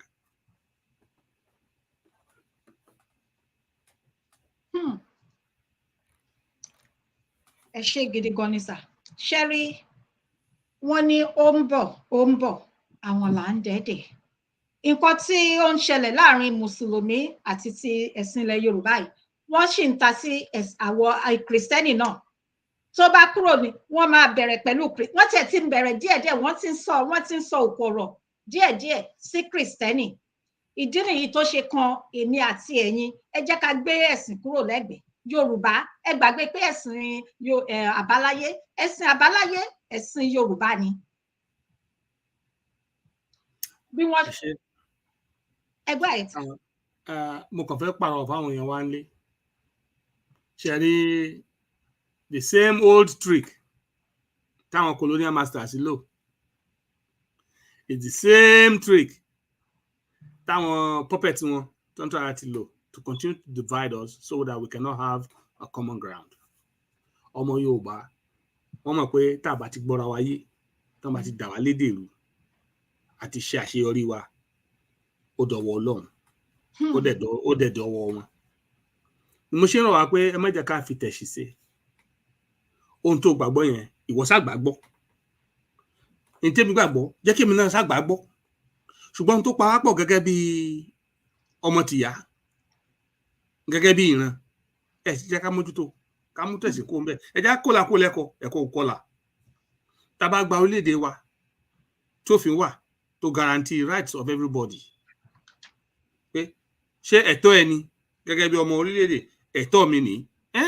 Tó ti fún olúkálùkù lẹ́tọ̀ọ́ ẹ̀. Ìgbà yẹn lọ̀rọ̀ tó sọ lórí ẹlẹ́sìn dé. Gbogbo láwà ní irọ́ táwọn èèyàn ń gbé káàkiri yẹn, gbogbo agbádá cross ìranù táwọn ń gbé tó. Mo sọ fún yín pé kérúbù lèmi. Kí n tó join kérúbù, mo fi ojú wọlé dáadáa. Ó láti dá mi lójú débì kan.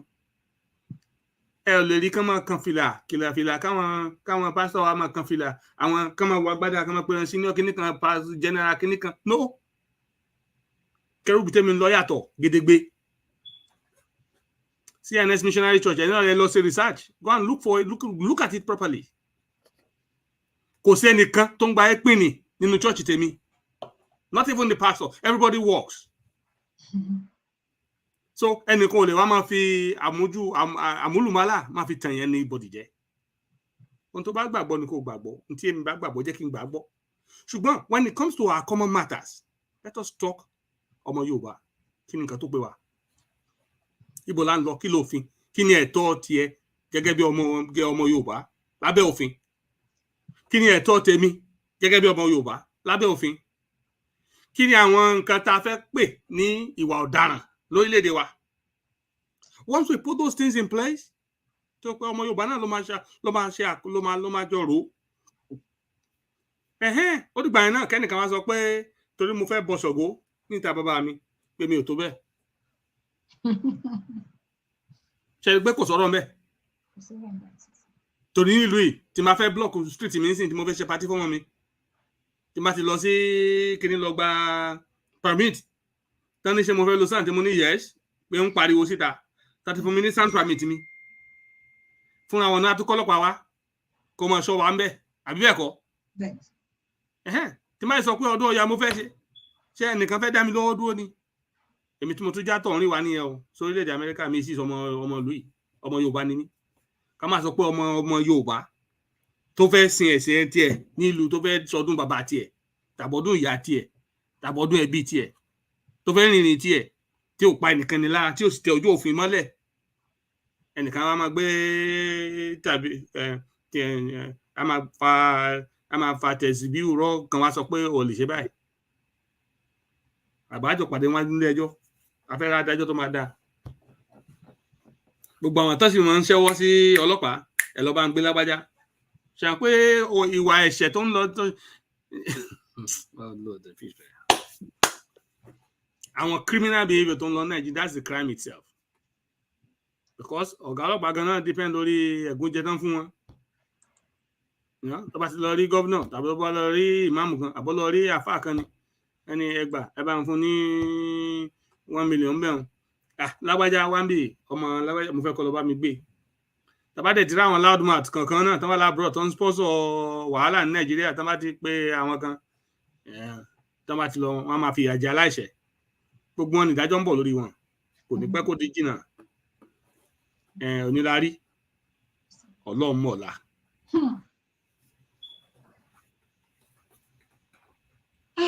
Jésù ọ̀rọ̀ rẹ o, my goodness, ẹ̀yin ará ilé, ọ̀rọ̀ ìjìnlẹ̀ ọ̀rọ̀ ìjìnlẹ̀ ọ̀rọ̀ láti gbọ́ yìí. Ẹ má jẹ́ ká fi tẹ̀sí ṣe kọ́mọ Yorùbá gbọ́júmọ́ bí tá à ń lọ ni. Don't let us be distracted by these people. When kì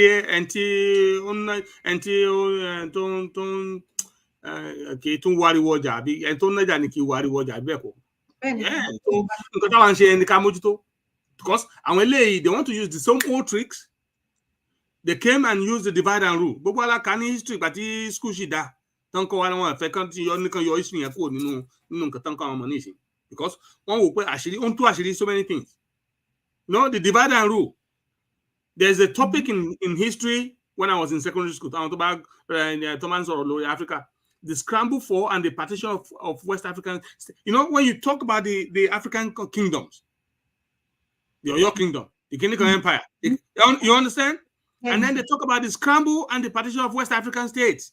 Yeah. How these foreign people, the French, the British, the Portuguese, everybody came and strangled and divide Africa among themselves. That's right. So they use divide and rule, and the easiest way to do it is through religion. And ẹ̀sìn wa sọ wọ́n dọ́mọ ìyá àpọ̀ká dodo wọ́n máa fi brainwash. Meanwhile, gbogbo bí tó ti mú wọn bọ̀ tó ti mẹ́sìn wọn bọ̀ ẹ̀wọ̀n nǹkan tó ṣẹlẹ̀ ń bẹ̀. How be it that a Muslim is more Muslim than another Muslim? Ayé ìgbà kan táwa ṣe wà north làwọn Maitasine mi mọ̀ bóyá ẹ̀mọ táìmù àwọn kan pera wọn ní Maitasine group. Lẹ́yìn náà sì yàrá àwọn kan pé àwọn Sunni àwọn kan ní kíní kan Muslim. Why is religion being? These are people that are not religious, that are not godly. These are people who are using religion to brainwash innocent people, or let me say dumb people, stupid people, to do their bidding. So don't let us mo rọ̀ wá ní ẹ̀yin ọmọ Yorùbá ẹ jọ̀ọ́ nítorí Ọlọ́run nítorí wù kẹ́ gbàgbọ́. Ẹ̀sìn yín ṣebí ọkàn yín ni àti ìwà. Keep it to yourself. You cannot fight for your God. Keep your religion to yourself, but let us focus lórí nǹkan tó ìyà tó ń jẹ gbogbo àti ìran wa yìí. Ẹ jẹ́ ká focus lórí yẹn. Ká tiẹ̀ kọ́ gbàrígà wá lẹ̀ náà. Mùsùlùmí lè lágbára kan tó lè lò. Kìrìsìtẹ́nì lè lágbára tó lè lò. There was a time tí àwọn kan pé prayers lórí ọ̀rọ̀ Yorùbá nation náà àti mùsùlùmí wọ́n tó bá lè gbàdúrà tó lè ṣe ẹ gbà. Àmì kí ni ìtumọ̀ ẹ̀sìn tí ẹ̀ ń ṣe tí ebi ń pa àwọn èèyàn lọ́jọ́ ní Agbẹdẹméjì ọ̀yẹ́ tó ń pa wọ́n kú? Kí ni ìtumọ̀ ẹ̀sìn tí ẹ̀ ń ṣe tí ò sí ilé ìwòsàn tó dájú? Kí ni ìtumọ̀ ẹ̀sìn tí ẹ̀ ń ṣe tí ìjọba ò dá pé kò sí iná kò sọ́nà kò sí ilé ìlera? What type of religion is that? Òṣàbò lè gbèmí. So don't let them use religion. It's fake news. It's the old tricks in the books, the old colonial masters tricks that they have used. We cannot allow that to survive now. So we should not even allow it in our conscience.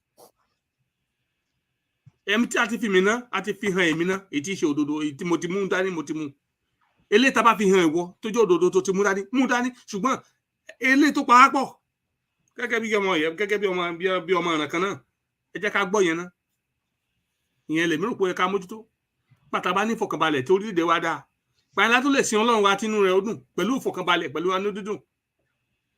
So religion or no religion, these are distractors. Each time I hear people bring this up in this journey, in this struggle, I know they are distracting. And we cannot allow them to succeed. they must fail. No, you can't stop them right away in their tracks. That àti gbọ́ ilé lẹ́ẹ̀kan rí ná. Ẹ ti tàn wá jẹ lẹ́ẹ̀kan rí ná. Ẹ gbé jẹ́wọ́, ẹ jẹ́ ká mójútó ọ̀rọ̀ tó ń lọ. Ẹ ṣé. Wow. Ẹ ṣé gan ni, ẹ kú ohùn daddy. Ẹ kú ṣe ọpọlọ sà. Ẹ káàbọ̀ mọ́mí Adéjọkẹ́ Ọmọláyọ̀. God bless you mọ́mí. Àwọn aráalé ń kí yín sà. Ẹ ṣé máa. Èmi náà kí ogun yẹn mo rí.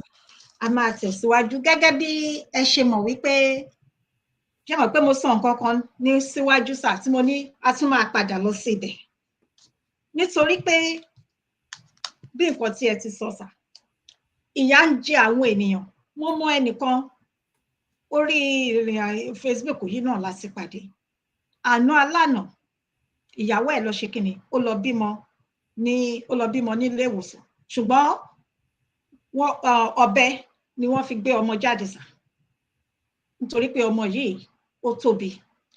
Kéèyàn ṣàdúpẹ́ lọ́dọ̀ Ọlọ́run. Kí ni mo fẹ́ fàyọ gẹ́gẹ́ bí ẹ ṣe mọ̀ ní orílẹ̀-èdè yẹn tí o bá lówó tí wọ́n bá ní òkè o 200k níye táwọn máa gbà lọ́wọ́ ẹ̀ or 300k àwọn máa gbà lọ́wọ́ ẹ̀, wọn ò ní fi ẹ́ sílẹ̀ títí tó máa fi kó gbogbo owó pátápátá sílẹ̀ tí ò ní kó kọ́bọ̀. Àtọwọ́ bẹ́ẹ̀ di ojoojúmọ́. A dára fún yín sà. Bẹ́ẹ̀ kẹ̀dẹ̀rẹ́ kò sí iṣẹ́, kò sí owó, ìnira ń pọ̀, ìlú le, òun ni ọkùnrin àti obìnrin kígbe, ìlú le ni ọmọdé àti àgbà ń kígbe sà. Ẹ̀yin ẹlẹ́sìn, kí ni wá ní àǹfààní pé ẹ̀ ń ṣe ẹ̀sìn? Nínú Bíbélì tí ẹ̀yin àti èmi mọ̀, ó dẹ̀ wà nínú Quran torí àwọn Mùsùlùmí tó dáa náà wà. Pé kí ni ìrànlọ́wọ́, àánú, kí àpẹẹrẹ wo ni wọ́n wá fi lélẹ̀? Ṣé nǹkan tó kàn ní nísìnyí pé kí wọ́n máa lọ gbé ẹnìkan torí pé ó sun Quran níná sà? Ìwà arúfin ni nǹkan tó kù pẹ̀lú tayọ Ọlọ́run tó lọ mú yẹn. Tó wáyé pé irú ìlú yìí ni mo mọ̀ pé Tani Ọlọ́run yours truly tó bá sú wọn is going to be rewarded millions. Ló fà á tó pé níbi ẹ̀rù àti ẹ̀ kọ́kọ́ báyìí náà láti rúrú lọ tẹ òfin mọ́lẹ̀ bẹ́ irú ọ̀wà táwọn ilé ń ṣe ní orílẹ̀-èdè Nàìjíríà. Ẹ dédé lọ gbéyàn tí ò ṣe nǹkan kan. Tó bá tẹ̀ wá kàtẹ̀ tó pọ̀ di fíìmù tó tọ́ ẹ lọ sí kọ́tọ̀ lẹ fà defamation yẹn àbí ẹ dẹ̀ sáàbọ̀ ẹ̀ ní paperwork. Appear in court. You understand? For processing. Answer. Tí o bá fẹ́ wá, náà tó máa issue warrant of arrest. You know?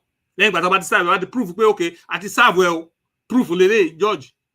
Tí o bá wá sí court yẹn, náà máa tó sọ pé okay, issue warrant of arrest. Tó bá dẹ̀ ti arrest ẹ̀ náà ni wọ́n bá ti book ẹ̀. Wọ́n láti yọjú síwájú adájọ́. Okay, ọ̀tún, mọ́jọ́ tiẹ̀ wá. Ìwọ náà ro tiẹ̀. Tí o bá lájọ́, tí o bá ní jọ́ọ̀jì a ní ohun tí o bá ní agbẹjọ́rò a ní ìwẹ́ èmi ò lè gbẹjọ́rò mi ò sì fẹ́ sọ̀rọ̀ tó máa kó bá mi mi ò lówó lọ́wọ́ ẹgbẹ́ fún mi ní agbẹjọ́rò ìjọba àbí bẹ́ẹ̀ kọ́ free kò sí none of that has taken place in Nigeria.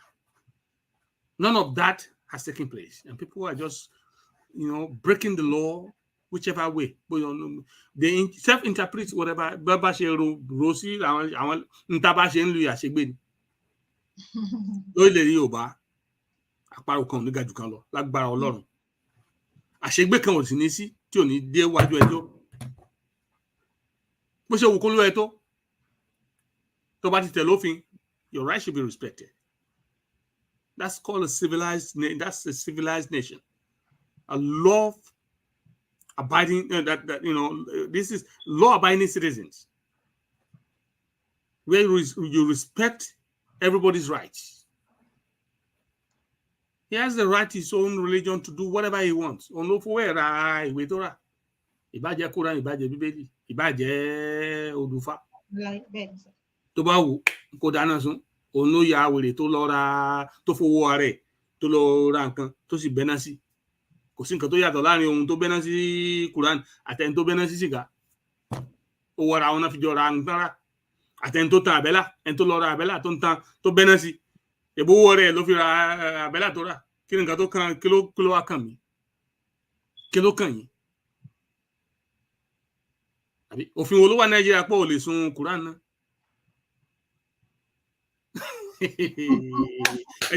No, let us be factual about ourselves.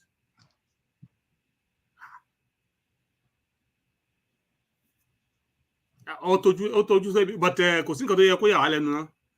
because if there's something that is strange today, trust me, Nigeria bá continue that malo bẹ́yẹn lọ́la eléyìí tá ilé ìta ìyanu yìí tó bá dọ̀la ọ̀tọ̀ ni tamari afẹ́ ìyá gbogbo orí kan.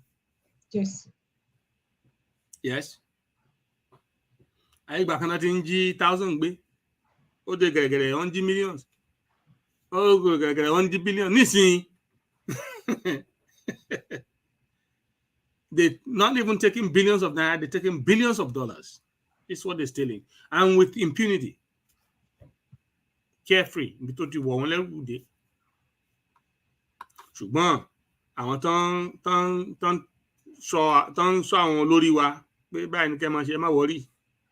They're not saying anything about that. You know? Martin jí ohun ẹ̀kọ́ gbogbo owó tán jí kó ní Nàìjíríà tó wà ní Switzerland, gbogbo owó tán jí kó Nàìjíríà tó wà ní Britain, gbogbo owó tán jí kó Nàìjíríà tó wà ní America, gbogbo ẹ̀ Germany, you know, you don't see them talking. You don't see these people talking. Ìwọ wá jí wọn lówó bí ìdọ̀. Dáadáa máa mọ̀ pátá tó yọ ọdún. Tàbí tá máa sọ fún gọ́ọ̀mẹ̀ntì pé, you know, quietly, this is what we want you to do. Nítorí pé àwọn fẹ́ máa steal the resources wa from the back àwọn ní pariwo ẹ̀ta. Ǹjọ́ tó bá ti rí ilé àti ò bá ti ṣe. Wọ́n á bẹ̀rẹ̀ sí ní gbé àwọn àṣírí kọ̀ọ̀kan jáde. They is a bad leader. Wọ́n á bẹ̀rẹ̀ àwọn press wọn náà. The same press táwa ń pè nísìn. The same CNN. Táwa ń pariwo sí pé ẹ wá wo nǹkan tó ṣẹlẹ̀ lóde àlàáfẹ́ tá à ń sọ̀rọ̀ nípa human rights wa, tá à ń sọ̀rọ̀ nípa pé self-determination, all of the things that is inside the United Nations Charter, and you know, turn that alone. All of them saying free press, they're free press to themselves. Stupid. They don't want to listen to what's good, what's going to free the rest of the world. No, they want to keep it. They want to keep the status quo. The same press.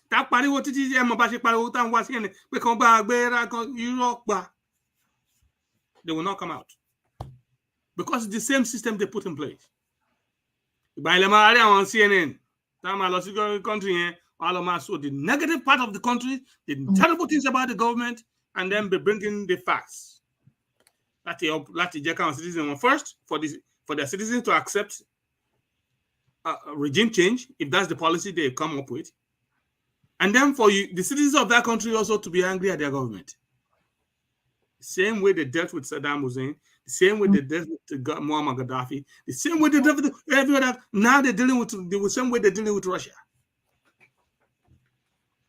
This is how they manipulate everything, and then now the president they'll be coming out and be talking. All of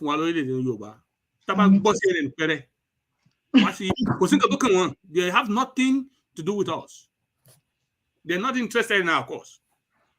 These people, the world is not interested in our safety, in our survival. All they're interested is in their comfort, in their own comfort zone. As long as the resources coming from Africa and they're comfortable in their countries, the black race can go to blazes. They don't care. Let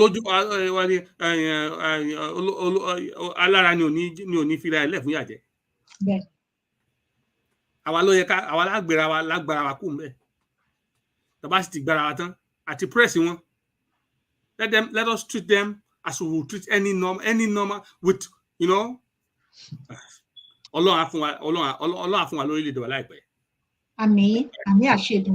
So religion, you know, religion is not to me. You know, only akẹgbẹaju ibi tá fi òkú sí.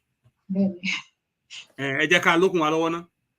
Ká gbèrè wa dúró ká obi tí tó kún máa gbà lọ́rùn ẹ̀. Wow, ẹ kú ohun sà. Ẹ jẹ́ kí n sáré kí bàbá wa Ọmọborí Owó Media. Ẹ káàbọ̀ wá o. For the first time, ẹ káàbọ̀ tí ẹ darapọ̀ mọ́ wa sí orí ètò. Ẹ ṣé gan ni sà. A máa tẹ̀síwájú. Ní pẹ́ parí ètò mọ́. Lẹ́ẹ̀kan sí, mo kí gbogbo ẹ̀yin ará ilé. Mo kí ẹ̀yin bàbá àti ẹ̀yin màmá mi gbogbo tí ẹ ti bá wa bẹ̀rẹ̀ àti ẹ̀yin tẹ́ tún darapọ̀ mọ́ wa. Gbogbo ẹ̀yin tẹ́ ń bá mi pé ètò, ẹ jọ̀wọ́ ẹ bá mi lọ sí orí Fúnkẹ́ Ìyálájé ní orí YouTube ẹ bá mi subscribe ẹ bá mi like kẹ bá mi share bákan náà ẹ bá mi lọ sórí Facebook page mi mo ṣe open another page Fúnkẹ́ Ìyálájé ẹ bá mi follow page mi ẹ bá mi like kẹ dẹ̀ bá mi subscribe bákan náà bí ẹ ṣe ń ṣe gbogbo eléyìí ẹ ní fi ọwọ́ náà gbé ọmọ sí o láṣẹ Èdùmàrè ẹ ṣé gidi gan ni. Nǹkan kan ó ṣẹlẹ̀ ní ẹnujọ́ mẹ́ta tó ń lọ káàkiri ẹ wo àpò ìrẹsì ní ilẹ̀ Haúsá wọ́n gbé àpò ìrẹsì lọ sí ibẹ̀ wọ́n pín fún wọn ní Kwara State wọ́n wá gbé wọ́n wá bù ìrẹsì wọ́n wá bù wọ́n ṣe mọ̀ wọ́n wá bù kélékè ṣé ẹ get me sir wọ́n wá bù wọ́n gbé àpò ìrẹsì. mo rí situation yẹn I saw mo rí tán ẹnìkan post ẹ lórí social media tán ní pé ó dà pé iye báàgì báyìí ló dé ọ̀dọ̀ tí wọ́n then wọ́n máa ń bu ní Congo whatever now I mean ẹ wò it's very sad. Bẹ́ẹ̀ni sir. It's very sad. Ìyálájé ẹ dákun mo fi ọmọ ọwọ́ àtọmọdé yín lẹ́nu. Ní àràárọ̀ ní California lẹ́ ń gbé àbí mọ̀ pé it's all across the United States. Food pantries. Oh yes, bẹ́ẹ̀ni sir. Bí méjì mẹ́ta ni màá kọjá kí n tó délé mi tí máa bọ̀ láti tàbí kí n tó débi iṣẹ́ tí máa bọ̀ láti lé. My drive home from this place is about 10 minutes. Food pantries. Àwọn tí ò lówó tí ò lóúnjẹ. Àwọn tí ó pé ojú kòkòrò náà tán dẹ̀ fẹ́ náwó wọn pé àwọn ò fẹ́ fowó ra oúnjẹ. Ẹ̀rí wọn tó máa tò wọn lọ máa pick oúnjẹ. This is for free. You know, this is done. This is a philanthropic effort. This is done by the government by the government through some not-for-profit organizations. Káàkiri. And so a whole country, a whole Nigeria is giving bags of rice to citizens in every state. So Nigeria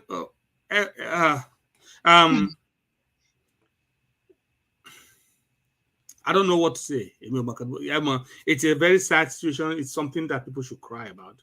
Oh no. Unfortunately, it's something that mo rò pé mo ti fẹ́ rọ̀ wá àwa tá wà lórí ìkànnì pàápàá jùlọ àwa tá wà ní àwọn orílẹ̀-èdè tí tó jẹ́ bí America, London, Britain kankan bẹ́ẹ̀. Èmi gan náà mo guilty. I should let my children see food pantries and they should see what happened in Nigeria. On this video, mo máa share pẹ̀lú wọn. On the video, 10 years in rice fáwọn èèyàn. These children should be aware of the type of terrible situation that their kinsmen are going through in Africa. We should let them know what's going on and why it's not right. It's a very sad sight to look. Kẹ́ máa wo àwọn èèyàn yín. Ẹ wá sọ pé ẹ wá pé ara yín jọ bóyá gbàtọ́ bá máa kan ìdílé kọ̀ọ̀kan bóyá kọ̀pọ̀ ẹyọ kan àbí ṣíbí kan ráìsì ló máa kàn. Meanwhile, àwọn tó gbé owó gangan torí ráìsì tẹ́lẹ̀ ń gbé yẹn tẹ́ bá mọ iye tán fi sọ pé àwọn ra ráìsì ẹ mọ̀ pé ṣe ló yẹ kẹ́ ẹ yọ ìbọn lọ bá àwọn olórí yín. Owó tó yẹ kẹ́ ẹ fi ṣe rere náà fi ń gbé àwọn girlfriends wọn lọ sí Britain lọ jẹ lunch dinner á padà sí Nàìjíríà ọjọ́ kejì. Owó tó yẹ kí ọmọ ìlú fi ṣe dáadáa tí ò yẹ kí akáláboyún kó mọ̀ fi kú lágbèdè méjì kó ń bímọ náà fi ń ra private jet tán lò tán páàkì sí tán gbé kalẹ̀ sí tàbí helicopter àti gbogbo wọn àṣà helicopter àti private jet ló dẹ̀kú everybody kó ó ń fò lókè tó bá yà sánmọ̀ nígbà ọgbà ọmọ plane tó ń fò mọ́ Nàìjíríà. Àbí this is what's happening to you. Àwọn àgbẹ̀ crop rice wá fún yín ẹ gbà ẹ ṣá fún àwọn ọpẹ́ fún tọ́dẹ̀ fún yín náà kò tó èkó ká yín lẹ́nu. So kí ni nǹkan tá a ń bára wa sọ? What are we talking about? Tá a bá tí ì bá ẹni wa wí àwọn aráàta tó ń kọ́ wọn sí wa wọn ní dẹ́yìn. Yes, let's speak about it. Let them know that we are aware. Ìgbà ẹ̀mọ́ ti kọjá. Ṣùgbọ́n nísìnyí, à ń fi hàn wá nǹkan tó ń ṣẹlẹ̀. Bóyá arọ́ la pa, ẹ̀yin lè béèrè lọ́wọ́ wọn. Ṣé bá dúgbò ìbí kan náà lájọ ń gbé? àbí ẹni tó máa jọba ló wá lórí inú orí ìlú náà ló máa inú ìlú ló yẹ kó gbé. Àwọn politicians yín ṣèbé inú orí ilé ọ̀dọ̀ bó tilẹ̀ jẹ́ pé ẹ lè má lè dénú lé wọn ojú títì náà ń gbà kọjá lọ sí airport. You can stop them. Bó tilẹ̀ jẹ́ pé wọn campaign lọ títí mọ́ Nàìjíríà. You can ask them questions. Ṣé òótọ́ ni ibo ni nǹkan báyìí? And you can look through the paperwork and make research. Force your pressmen, our press in Niger, look into what is going on with the government. What is happening? Let them bring out the facts.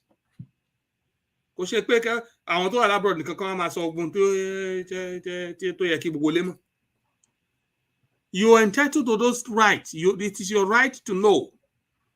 There's something called right to know. As a citizen, it is your right to know. Ni Louis, my congressman will write. They will send you mails every 3 months or every other month, something to let you know what's going on, whatever is new. Your employer will send to you. Somebody can support you, can send the leaks in Ibalu. It is your right to know as a citizen what your government is doing, what your congressman is doing. Kini governor Yinshe, what's your senator doing? It is your right to know what your president is doing. You can't just be there and just we cannot continue to be ignorant.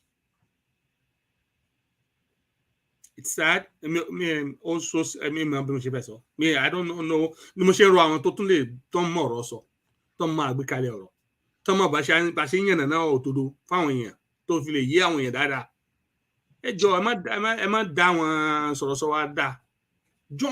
Join this struggle, please. Do what you can. Bring the awareness to our people. Let them know. So if 50% of Nigeria, of Yorubas, know the truth, the journey is halfway covered. But we cannot pretend not to. We can just not stay in our ignorance. They draw ignorance. In the know. Let me share what opportunity. I'm seizing the opportunity of this social media thing. But somehow we can, even though our house, the knowledge is passed on and the exposure is brought, the light is shined. So that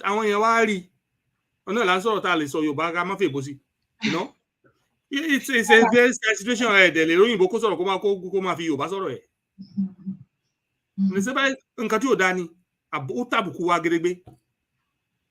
Láti gbàrà wálẹ̀ pátápátá ló yẹ ká gbàrà wálẹ̀. Ẹ jẹ́ ká máa fi ọ̀rọ̀ yí ara wa. Kí ni ẹjọ́ ẹ kó lè tètè ya? Ká kúrò nù ká jáwọ́ nù àpótí òyọ̀. Ká yẹ fi àwọn èèyàn wa ṣe rí dúkú káàkiri. Tẹ́ bá wo orí TV, there was a time. Àwọn ṣé UNESCO ní àbí àwọn tó ń ṣe bí UNESCO àwọn wo ló máa ń ṣe charity káàkiri tó máa ń sọ pé UNICEF. Yeah, UNICEF. Yes. Lè rí tán máa fi ṣe advert tán máa fi gbowó l'Amẹ́ríkà ẹ̀ láyé ọmọ dúdú náà máa tó advert ọmọ dúdú.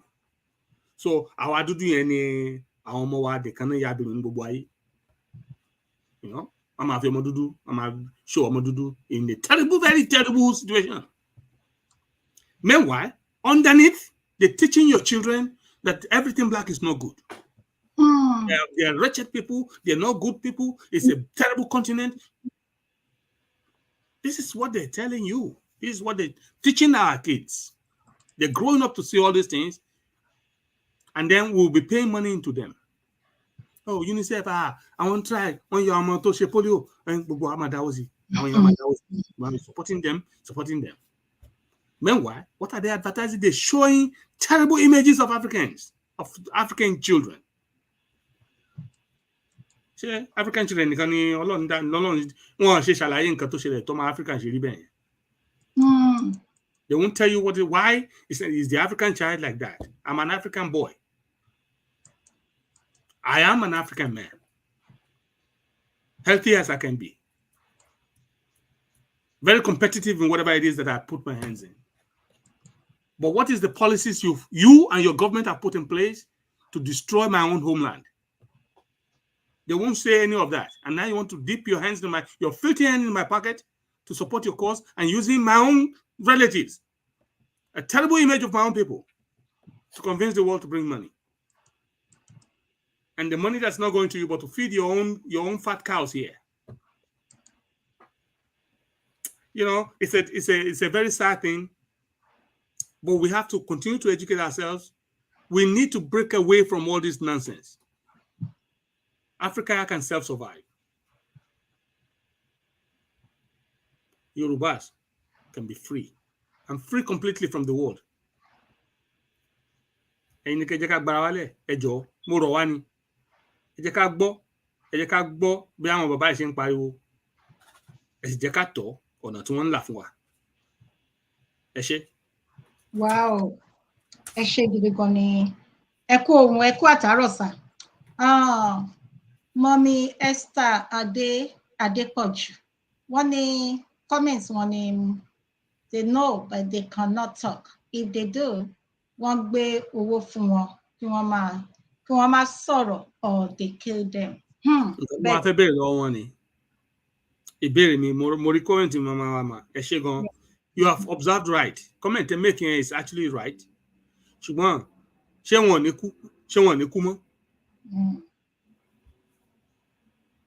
Àwọn tí wọ́n fẹ́ sọ̀rọ̀ tí wọ́n lè sọ̀rọ̀ yẹn tán dolóńdù tí wọ́n lè sọ̀rọ̀ yìí. Àwọn bàbá àgbà, àwọn alágbára wa yìí. Ṣé wọn ò ní kú mọ́? Bóyá wọ́n ti ṣe gbẹ́kúdè fún Bọ́lá Tinubu Ahmed Tinubu pé kò lè kú mọ́ láíláí. Béèrè mi ni pé Agilé ń ṣiṣẹ́ fi ran àwọn gbẹ́kúdè ẹ̀ tí ò bá kú. Ṣé o fẹ́ rí gbẹ́kúdè ṣe? Ta ló ń tanra ẹ̀? Ọmọ kékeré ń kú àgbà ń kú bó ṣe wà láti bẹ̀rẹ̀ ni ó ń bẹ nísinsìnyí bẹ́ẹ̀ ni yóò máa rí títí ayé àìnípẹ̀kun ní Bíbélì wí. This is not a permanent zone. This is not a permanent abode. Everybody will come, you play your part, and you depart. That's guaranteed. Kò sí nǹkan tó dájú jù láyé lọ́wọ́ ibi tí a ní ibi dáadé ibi ju pé ikú lọ. Ó dájú ní sure banker. Everybody lọ́wọ́ ewu ẹ̀. Àdúrà tá ń gbà ni pé Ọlọ́run jẹ́ ká ṣe rere. Ọlọ́run má jẹ́ ká fi lọ ní rèwerèwe. Àmín. But ibi tí olúkàkú bá máa dé dúró tó máa bọ́lẹ̀ ló tó máa bọ́lẹ̀. Ìyá ká gbà bẹ́ẹ̀. So ẹni tó bá ní pé nítorí pé wọn ò fẹ́ kú tí ó ń rò pé wọn ò fẹ́ kú àbí ẹ wo ọpẹ́ ẹ̀fún ni wọ́n dẹ̀ wicked. Ṣé wọn ò gbowó fún olóyè Ìgbòho ni? Tí olóyè Ìgbòho bá ní pé kán fún un ní $1 billion lónìí, ṣé wọn ò ní fún ni láti gbé kó panu mọ́? Ọlọ́run ló sì mọ iye tá ti fi lọ. I don't know. But èmi mọ̀ pé wọ́n ti fi nǹkan kan lọ tí ò gbà kó tó dé Kútọ́nù tó dé yẹn. Aṣọ títọ́ ìlú ni Orlando ló kọ́ ó ní òun lò ṣìkàlú. Aṣọ òtítọ́ ìlú òun lò ṣìkàlú. Ṣùgbọ́n a dúpẹ́ lọ́wọ́ Ọlọ́run pé irú àwọn bàbá yẹn irú àwọn bàbá CSI Sunday Igboho wọn àfi ti ìwà àwọn kan ṣe. And they're staying firm. Ilé tá a bá rí la máa sọ. Ilé tá a bá lè ṣe lénìí ní ká ṣe.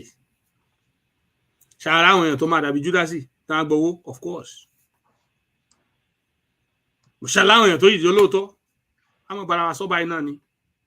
Èmi gbàgbọ́ pé wọ́n ṣì wà. Lágbára Èdùmàrè, lágbára Ọlọ́run àwọn ọmọ ogun. Pẹ̀lú ìṣẹ̀dá ọmọ Yorùbá. A ó délẹ̀ lérí. A ó rí nínú wa tí ò ní gbàbọ̀dẹ̀ fún ìran ẹ̀. It's a very tough call. But some people can be trusted. Yeah. Bẹ́ẹ̀ ni. Ṣé rí mo fẹ́ lo opportunity gan láti fi yàbàrà. Mo kàn fẹ́ pàkíyèsí nǹkan kan ni o. Ní ilẹ̀ Yorùbá. From the structural government of the Yorubas, káwọn bí Yorùbá ṣe ń to ètò ààrẹ kí àwọn funfun tó dé. Yorùbá máa ń ní ààrẹ ọ̀nà kakanfò, the generalissimo of Yorubaland.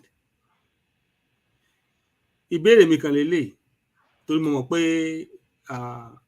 àwọn èèyàn ń wo program yìí dáadáa. Somehow ẹnìkan lè pín kan Gani Adams létí. Òun náà ń kọ̀tàn ni o. Mr. Gani Adams, ààrẹ ọ̀nà kakanfò. Ẹ̀yin náà ń kọ ìtàn tiyín. Kò yé yín. Nítorí pé ẹnìkan igi kan ewé kan ò bọ́ rí lẹ́yìn Ọlọ́run.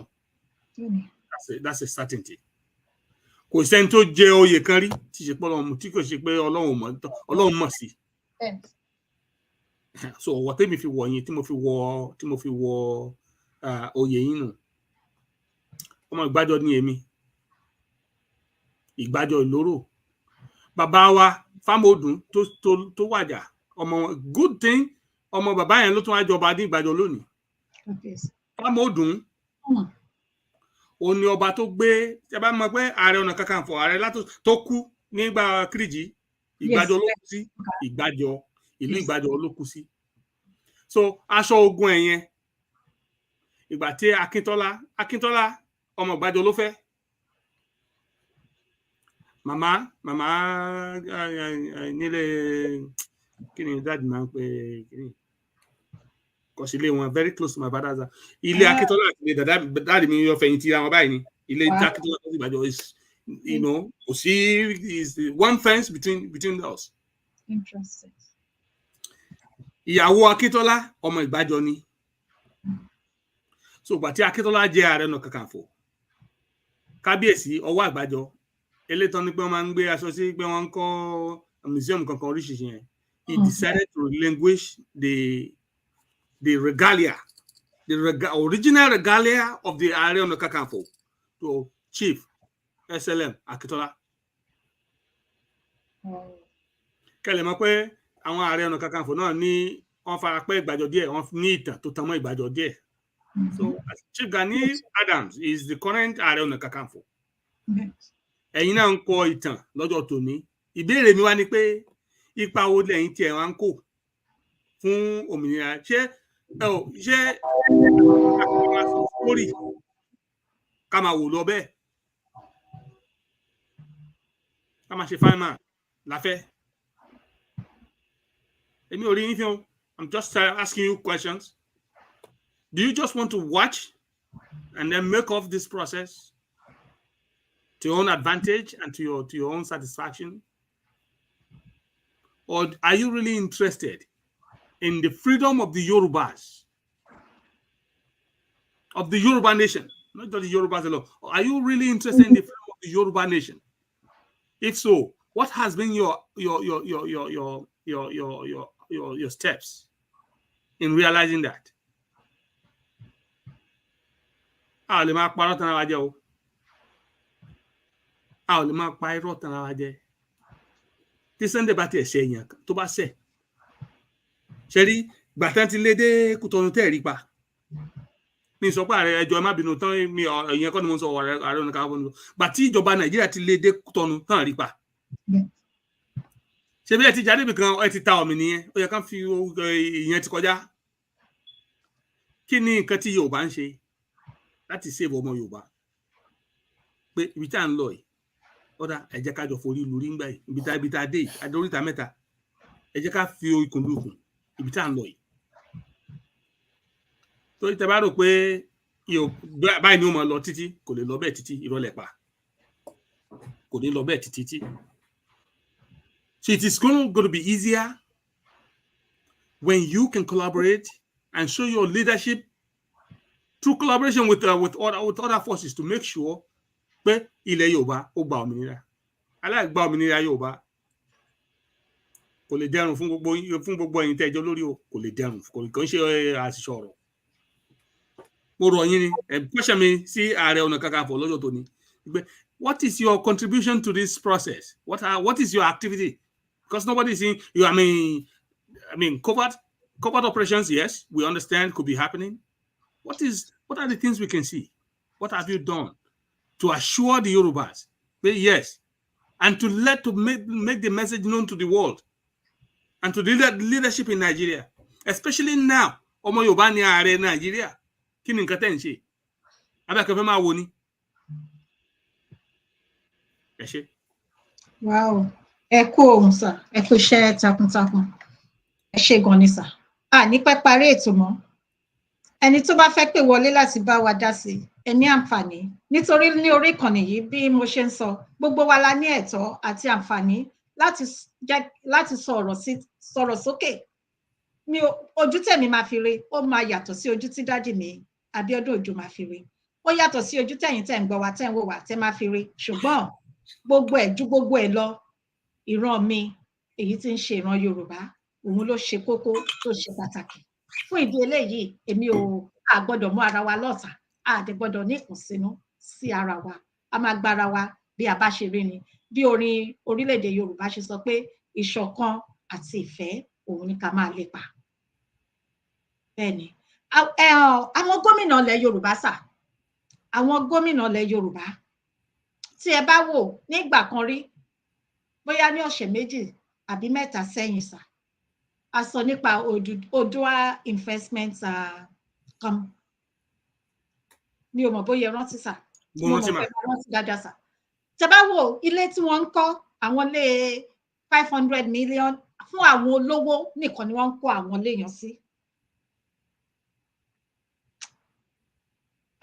Èmi dẹ̀rù ṣé mọ̀ pé ó wà lára nǹkan tí bàbá Ọlọ́run fọ̀rúnkẹ́ bàbá Ọbáfẹ́mi Jeremiah Awólọ́wọ̀ foundation bàbá ni kí ni àwọn èrè tí wọ́n mú níbẹ̀ tí wọ́n ń jẹ nínú tí wọ́n mú ní ọdọọdún tó ń wọlé ǹjẹ́ kò yẹ kí wọ́n máa fi ṣe àǹfààní ẹ bá mi gbà wọ́n nímọ̀ràn lẹ́ẹ̀kan sí dípò bí wọ́n ṣe ń kọ́ ilé gẹ́gẹ́ bí ẹ̀yin àtèmi ṣe mọ̀ pé ìka mẹ́wẹ̀ẹ̀wá kò dọ́gba bí a dẹ̀ ṣe bí ẹrú òun la bí ọmọ ẹ bá mi gbà wọ́n nímọ̀ràn pé kí wọ́n má máa kọ́ ilé nìkan fún àwọn olówó mọ́ ẹ mọ̀ ní orílẹ̀-èdè tí a wà wọ́n a máa ní àbí wọ́n máa ń kọ́ ilé fún olówó fún ẹni tó wà láàrin àti fún ẹni tó kù díẹ̀ káàtó àbí ṣé mo parọ́ sà. ẹ ò parọ́ mà low cost housing for people. Ìdí tí mi ṣe lè bu wọn lọ títí number one ni pé these people might be just private investors. Nǹkan tí ìjọba yẹ kó ṣe ìwọ̀n àmọ̀ bóyá private sector bóyá tó bá reach out sí private sector irú tiwọn yìí bóyá wọ́n lè help out because the private sector is way different from will not take responsibility of the government if they believe that the government is able to take care of its own responsibilities. But some of the times private sector ń gbà mí government gan máa ń pe private sector irú Americans ṣe rí NASA problem NASA ṣe pé wọ́n pe irú Elon Musk àti kí wọ́n pe this other guy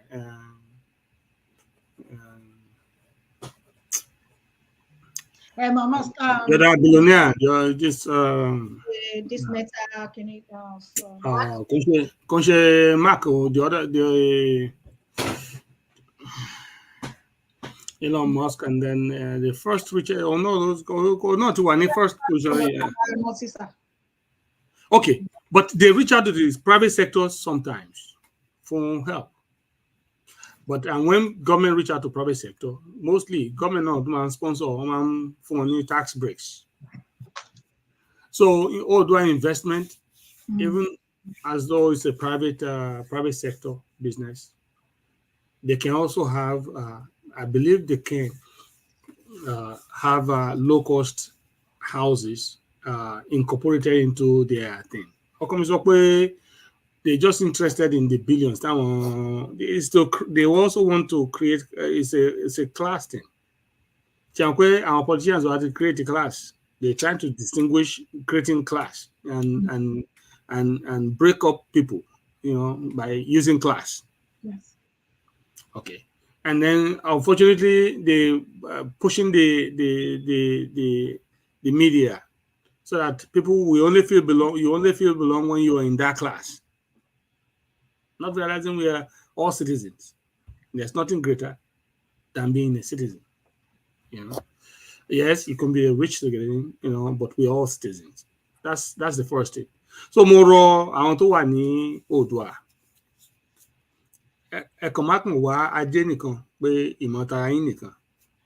Otherwise, you will not be differentiating, you will not be distinguishing yourself and your brand from the gluttons in government.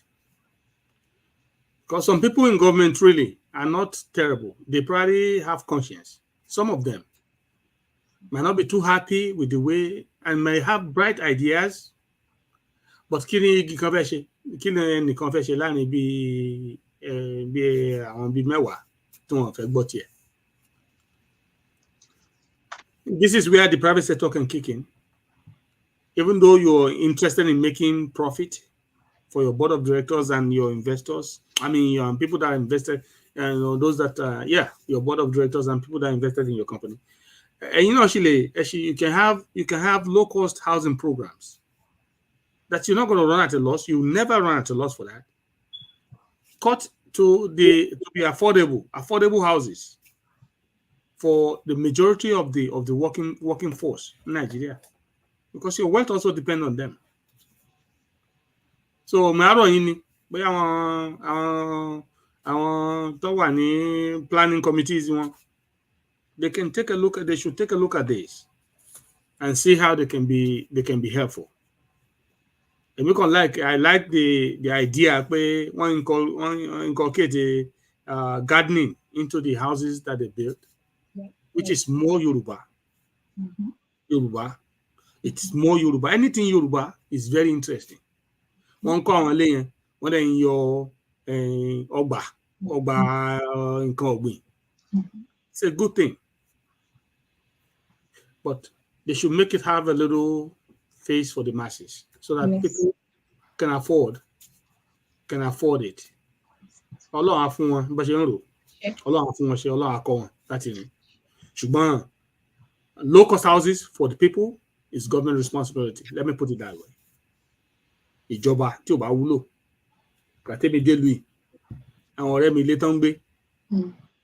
Time yẹn 700 and 200 bedroom ní Brooklyn. 700 kàtẹ́mi ṣe dé lu pé ẹni tó bá ṣe wọ̀lú náírà ọmọ máa calculate náírà ni. Wọ́n á wọ pé 700 to náírà. Àdéhùn kan sọ fún mi pé tí o bá ti lè gbé project o lè san ju 125 lọ 1 bedroom apartment. Mo ṣe lọ kọ́ sí mo ní you know what, èmi ò lè máa sanwó bá lọ gba apartment project káwọn ọmọ wa gbé ń sìn jẹ́ káwọn ọmọ tí wàá gbé bẹ́ẹ̀.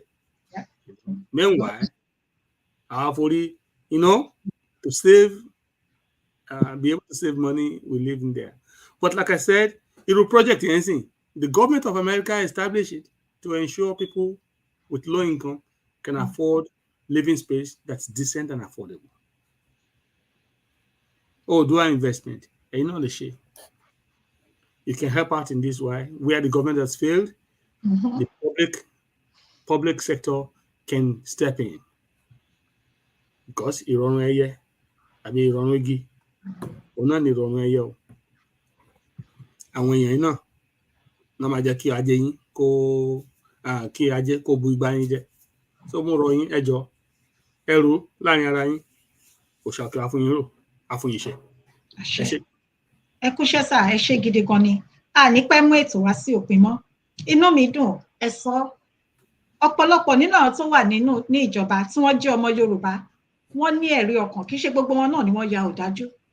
Ṣùgbọ́n kò sí ọ̀nà àbáyọ, kì í ṣe pé ní ọ̀pọ̀lọpọ̀ ni wọ́n dùn. Báwo ni wọ́n ṣe máa ṣe? Ẹ̀yin àtèmi mọ̀ nígbà tẹ́mi. Ẹ má bínú, la ṣe sọ pé kò sí solution fún Nàìjíríà, pé wíyan Yorùbá wà Nàìjíríà mọ́. Àwọn kan ti rí débẹ̀ ni, àwọn bàbá Akíntóyè ti rí débẹ̀ pé kò sí ọ̀nà àbáyọ mi níbẹ̀. Ẹ má bínú pé mo já náà. No, ẹ jọ̀ọ́, ẹ fi free sá, mo fẹ́ kẹ́ fi free. Ètò yín náà ni ẹ jọ̀ọ́ sọ̀rọ̀. Bẹ́ẹ̀ni, òun náà ṣe rí pé kò sọ́nà, because àwọn bàbá yẹn ti wà ní politics rí.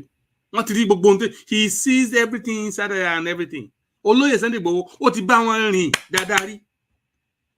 He knows there's no way out fún ìran Yorùbá. Tí ìbá ṣe èèyàn tó bá nífẹ̀ẹ́ rẹ̀, àwọn bàbá yẹn náà ò ní sọ̀rọ̀, wọn kàn máa wòran náà ni.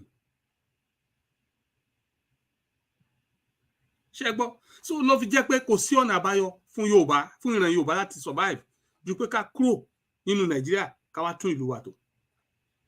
Ilé yẹn wọ́n láti wó palẹ̀ kẹ́sẹ̀ wá tún foundation yẹn mọ́. Nigeria, I'm glad that we're saying this, but this is the fact, this is the truth. Potential fact, because fact is what you can verify. This is verified already. It is the only truth that Yoruba must depart from Nigeria, get away from Nigeria, and be independent. So we can actually come to our potentials as a nation and be respected in the world. Wow. ẹ kú ohùn sà, ẹ kú iṣẹ́ ọpọlọ. ṣé ẹ rí nígbà ayé bàbá olóògbé bàbá Bọ́lá Ìgè, Ọlọ́run kó jọ̀wọ́ kó bá wa tẹ́ wọn sí afẹ́fẹ́ rere. ṣé mọ̀ pé gbogbo kinní yìí ni àwọn náà ti rí ara nǹkan tí wọ́n pa bàbá yìí sí náà nìyẹn, torí pé kí nǹkan báyìí má bàa ṣẹlẹ̀ fún ìran Yorùbá. nígbà kan rí èmi ò gbọ́ kí ọmọ Yorùbá kó máa sùn ní abẹ́ bridge, kò ṣẹlẹ̀ rí sà. ẹ ṣeun, wọ́n ti rí tipẹ́, ṣe wọ́n pé wọ́n ti fojú wò ó pé ibi tá à ń lọ. Bọ́lá Ìgè náà ti sọ́rí náà orílẹ̀-èdè Yorùbá. He has talked about it that when we that pé orílẹ̀-èdè Yorùbá láti wáyé. Bóyá nítorí ẹ̀ náà ṣe pàǹtò tọ̀tà mọ́. Because wọ́n bí sìn gan ni sà, wọ́n lọ káàkiri ìlú òyìnbó. Ojo gàtẹ́ ó fẹsẹ̀ méjì ó fi tiro báyìí. Bóyá nítorí ẹ̀ náà ṣe pa. Who knows? Maybe. Otherwise, the only suspect, Ọlọ́run ló máa dájọ́. Àmín Jésù. Lágbára Ọlọ́run bó kò ní kọ́ látẹni ẹ̀ máa kúrò láyé, Ọlọ́run á dájọ́. Àṣẹ Èdùmàrè. Gbogbo ẹni tó bá lọ́wọ́ sí okú Bọ́lá Ìgè, lágbára Èdùmàrè, Ọlọ́run á dájọ́, ilẹ̀ ga dájọ́ lẹ́jọ́ kó tó di pé Ọlọ́run tó dájọ́ ẹ̀. Àṣẹ Èdùmàrè. Ẹ ṣé gan ni. Ṣùgbọ́n ká tó máa lọ, mo máa rán wa létí, bàbá mi náà dẹ̀ mọ̀, tí wọ́n bá fẹ́ sọ sí wọ́n lè sọ sí. Nígbà ya bàbá Awólọ́wọ̀, ilé ìwé ẹ̀kọ́ ọ̀fẹ́, ilé ìwòsàn ọ̀fẹ́, ọ̀nà dára, ebi àwọn èèyàn rí oúnjẹ jẹ ní àsìkò tí ó wù wọ́n, àsìkò tí ó tó àti èyí tí ó yẹ. Kò sí olówó àti tálákà, bí a ṣe bí ẹrú òun la bí ọmọ ni. Gbogbo nǹkan tí bàbá yìí náà tí wọ́n ṣe kíni, tí wọ́n polongo ìrere ẹ̀, kí wọ́n dẹ̀ gbé ìgbésí ayé yàn kí wọ́n tó kúrò ní ayé. Kò sí pé ọmọ Yorùbá kankan ó lọ ń sùn ní abẹ́ bridge. Ọmọ aládé ní ìran Yorùbá. Torí bàbá ti lọ, wọ́n ti gbé ní ìlú òyìnbó rí. Ìgbésí ayé rere tí wọ́n fẹ́ kí ọmọ Yorùbá máa gbé, ṣùgbọ́n wọn kò fún bàbá yìí ní àyè láti lè ṣe gbogbo nǹkan tí wọ́n fẹ́ ṣe. Bẹ́ẹ̀ni, unfortunately wọn ò fún wọn láàyè. Kò sẹ́yìn ọmọ Yorùbá.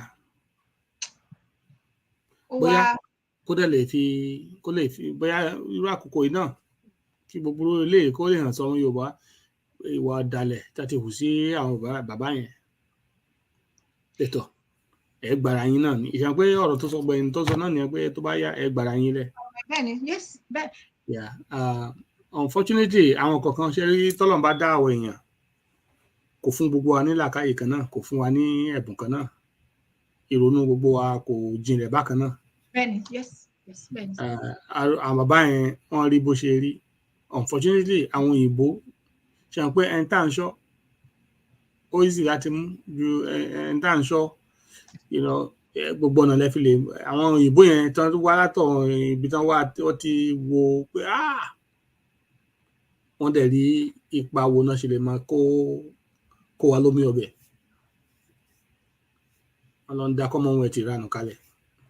Commonwealth whose wealth is it for Buckingham Palace and the Britain and Europe?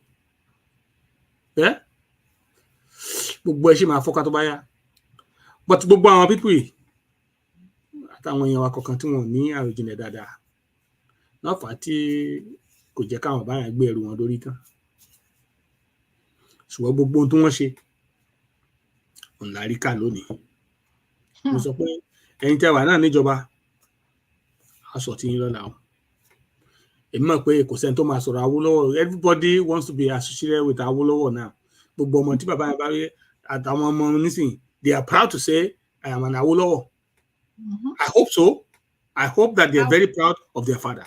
If you are an Awólọ́wọ̀ out there, a child blood related to Chief Ọbáfẹ́mi Awólọ́wọ̀, I pray God that you're very proud that he was, is your ancestor.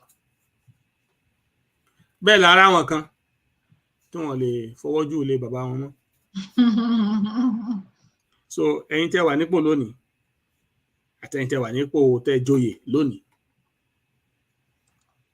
lórí pé ọmọ Yorùbá ni yín, àwọn ọmọ sọ tí yín náà lọ́la bóyá orí ò wú ọmọ yín láti sọ pé ọmọ lágbájá ni mí ó wà lọ́wọ́ yín lónìí ṣùgbọ́n bó ṣe wù kó rí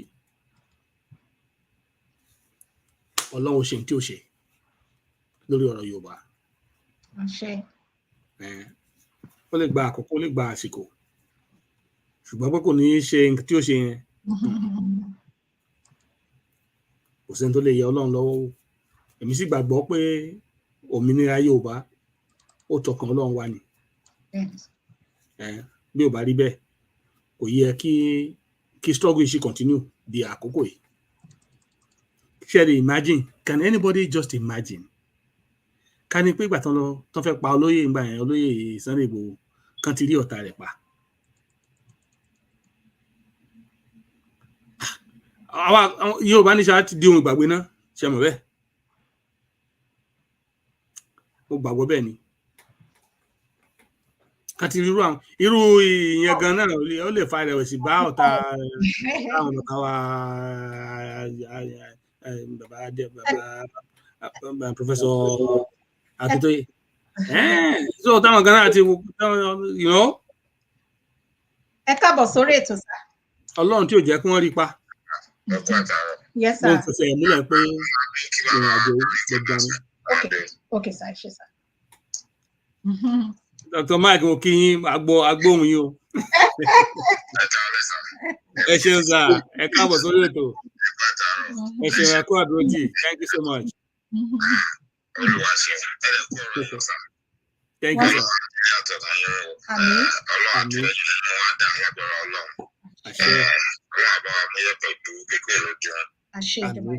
Àmín ẹ ṣé gan. Ẹ ṣé mo dúpẹ́ thank you sir. Olúwa ṣe ọ̀pẹ̀rẹ̀ fún wa sá. Mo kàn ní kí sáré sọ̀rọ̀ gangan nípa ọ̀rọ̀ Tani Olohun tí ẹ mẹ́nu bà ní. Because lẹ́nu alẹ́ àná sí àsìkò tí àwa oríṣiríṣi propaganda ni wọ́n gbé jáde tí wọ́n ń sọ. Ara ẹ̀ ni pé bàbá Fálànà ọmọ nǹkan tó ń bọ̀rọ̀ tó ṣẹlẹ̀ wọ́n ń parọ́ fáwọn èèyàn ni. Inú mi dùn lẹ́nu pé bàbá Fálànà fúnra wọn ti jáde wọn ti sọ̀rọ̀ pé àwọn náà pa kò dẹ̀sẹ̀ tó ń parọ́ because mo fẹ́ káwọn èèyàn wá understand pé nǹkan tó ń pè ní propaganda irinṣẹ́ òpùrọ̀ èèyàn ni ẹ tó bá ń parọ́ nǹkan tó máa lò tactics tó máa lò á gbé propaganda jáde tó bá ti di báwọn tó fẹ́ máa yọjú jáde àwa ò dẹ̀ sí fún yẹn àsíndì yẹn àbáyọ̀ lọ́dọ̀ ṣe propaganda. That's right. Ìdẹ́sẹ̀ tó ń tọ́jú sí ó tá à ń béèrè nǹkan tó mú làákàyè dání ní béèrè ni. Gbogbo aṣàṣàlẹ̀ ni tí ò léèyàn ń lu yẹn bàbá jẹ́ ń gbé lóyìnbó. Now, àfẹ́ situation tí ó máa di pé wọ́n á dédé láwọn èèyàn miss. Àbí wọ́n ń wá èèyàn àmọ́ bó ṣe rìn. Tó wá ti di pé àwọn èèyàn kan lè kan lé wọn á gbé èèyàn bó ṣe wù wọ́n láti pọ́lọ́pàá ló lọ gbé èèyàn kódà bó jẹ́ pé nìyẹn ṣẹ̀. Gbogbo alamọ̀ pé ìlú tó létò tó lófin iṣẹ́ ọlọ́pàá ni láti invite irú ẹni bẹ́ẹ̀ ó dípẹ́ lórí irú ẹ̀ṣẹ̀ tó ń bá ṣe. Tó máa dẹ̀ fẹ́ ní kó wá tí ò wá tó máa fẹ́ gbé wọn á lọ gbé lọ́nà tó tọ́ tó yẹ. Àwọn èèyàn tí wọ́n gbé àti ibi tí wọ́n ń gbé lọ kì í ṣe pé ó kàn déédéé máa bóra wọn kò máa gbọ́n bí kankan ti gbé síbi kan àbò ti wà lẹ́wọ̀n àbí nǹkan kan kò bójú mu láwùjọ wa. Ìyẹn là ń sọ. Then tó bá dẹ̀ ní òkè ilé ẹjọ́ kan ló mú ìwé lẹ́gbẹ̀ẹ́ kan lọ gbé tí àwọn ọlọ́pàá tó wà ní state yẹn sọ pé àwọn ọmọ kankan ń pa ẹ̀ nǹkan kan ò right ó mú pé nǹkan kan wrong èmi ní aláàbò nínú ìlú yìí ẹ lọ mú èèyàn wá ní arúfin ni bọ́ mi ò mọ bẹ́ẹ̀ ṣe lọ mú mi ò mẹ́ni tó mú wá mi ò lè ṣàlàyé ẹ̀ something is not right ó ní mo ṣe láṣẹ ní àlàyé àwọn ọlọ́pàá yẹn gan ó wà vague we need more information they cannot just tell us they àmọ́ bá ṣe lọ mú they need to investigate ṣe bí wọ́n ṣàgbé ẹjọ́ yẹn lọ lé ẹjọ́ ọlọ́pàá kan ṣáà ló máa wà lórí dọ́kúmẹ́ǹtì mẹ́rin pé prosecuting officer àbí ẹjọ́ arrest ẹ̀ wá ní you want to know that officer then ta ló ń report fún ṣé àwọn ọlọ́pàá lọ́rin ló ń bá ṣiṣẹ́ because báwo ló ṣe máa ṣiṣẹ́ London àwọn ní Kwara State ó dẹ̀ lọ mú yẹn dẹ̀ sọ pé ẹ̀wọ̀n níta ẹ̀ something is not right somewhere tí ò bá dẹ̀ jẹ́ pé ọlọ́pàá Kwara tó bá jẹ́ ọlọ́pàá Ọ̀yọ́ State ni we want to know Ṣó ní right láti arrest yẹn látọ̀yọ́ kó gbé wá sí Kwara ó dẹ̀ máa report fáwọn ti Kwara kán dẹ̀ gbé nìyẹn lọ ilé ẹjọ́. Ẹjọ́ la máa ń kó ká tó lè jà ọ̀rọ̀ pẹ̀lú àlàyé. Cherry kìíní is beyond Talolong. Yes, ọ̀rọ̀ Talolong. Ó dẹ̀ lè ṣe ẹjọ́ má bínú pé mo interrupt yín o. Ó dẹ̀ lè ṣe ọ̀kan lọ́mọ àtàwọn thugs here. Because then if it has no record like that, ọ̀kan lọ́mọ is not clean. Mo kàn fẹ́ make it kó wà on air kó dẹ̀ wà on record. Ẹ ṣé. Okay, sir. Then another question is, tọ́ba nílé ẹjọ́ kan ló issue warrant yẹn. A fẹ́ mọ orúkọ ilé ẹjọ́ yẹn, irú ilé ẹjọ́ yẹn ni. Ó yẹ kó ní copy warrant lọ́wọ́. Ó yẹ ká rí copy warrant. Yes. Sí ilé ẹjọ́ yẹn, ṣó ní right láti issue irú warrant yẹn pé kán lọ gbé wá. Ìgbà tó issue ẹ̀ ta ló gbélé lọ́wọ́ ṣọlọ́pàá lẹ́nu yẹn. Àbúkàn gbé fáwọn èèyàn kan gbé yá. Ẹ lọ execute warrant. These are questions. Tá a fẹ́ mọ̀ àwọn gómìnà wa nípínlẹ̀ méjèèjì wọ́n dẹ̀ ní láti sọ̀rọ̀ náà because as the chief security officer fún ìpínlẹ̀ méjèèjì irú nǹkan bẹ́ẹ̀ yẹn ò lè máa ṣẹlẹ̀ láwùjọ wa ká dẹ̀ má lè mójútó torí pé tó bá di pé à ń gbarú nǹkan báyìí láàyè dẹ́ àwọn èèyàn lè máa fòfin sọ́wọ́ ara wọn láti máa ṣe nǹkan tó wù wọ́n. Accuse anybody of anything, we are asking for information. Anybody tó bá wulẹ̀ máa ṣe propaganda. We deal with facts, we deal with evidence. Àdìbáyàn kankan jánu, àbáyàn kankan fawala, àdìbáyàn kankan jades. À ń béèrè question bankan tó ń ṣẹlẹ̀ láwùjọ wa sáwọn èèyàn wa ni. Àdìfẹ́ make sure pé ètò ààbò wà fún everybody. Èèyàn kankan ò dẹ̀ lè máa halẹ̀ mọ́ èèyàn kankan torí pé wọ́n mọ̀ èèyàn àpọ́nlé èèyàn pò. Irú ọ̀yẹ́ kó máa ṣẹlẹ̀ láwùjọ tó bá ń fi àlàáfíà. These are the questions we are asking. These are the things we want to know. Which we deserve an answer. They cannot keep quiet and say, Boya Kenny Kolo Bebe, Kuma Bebe, Inyo Kawa. We still need answers to those questions.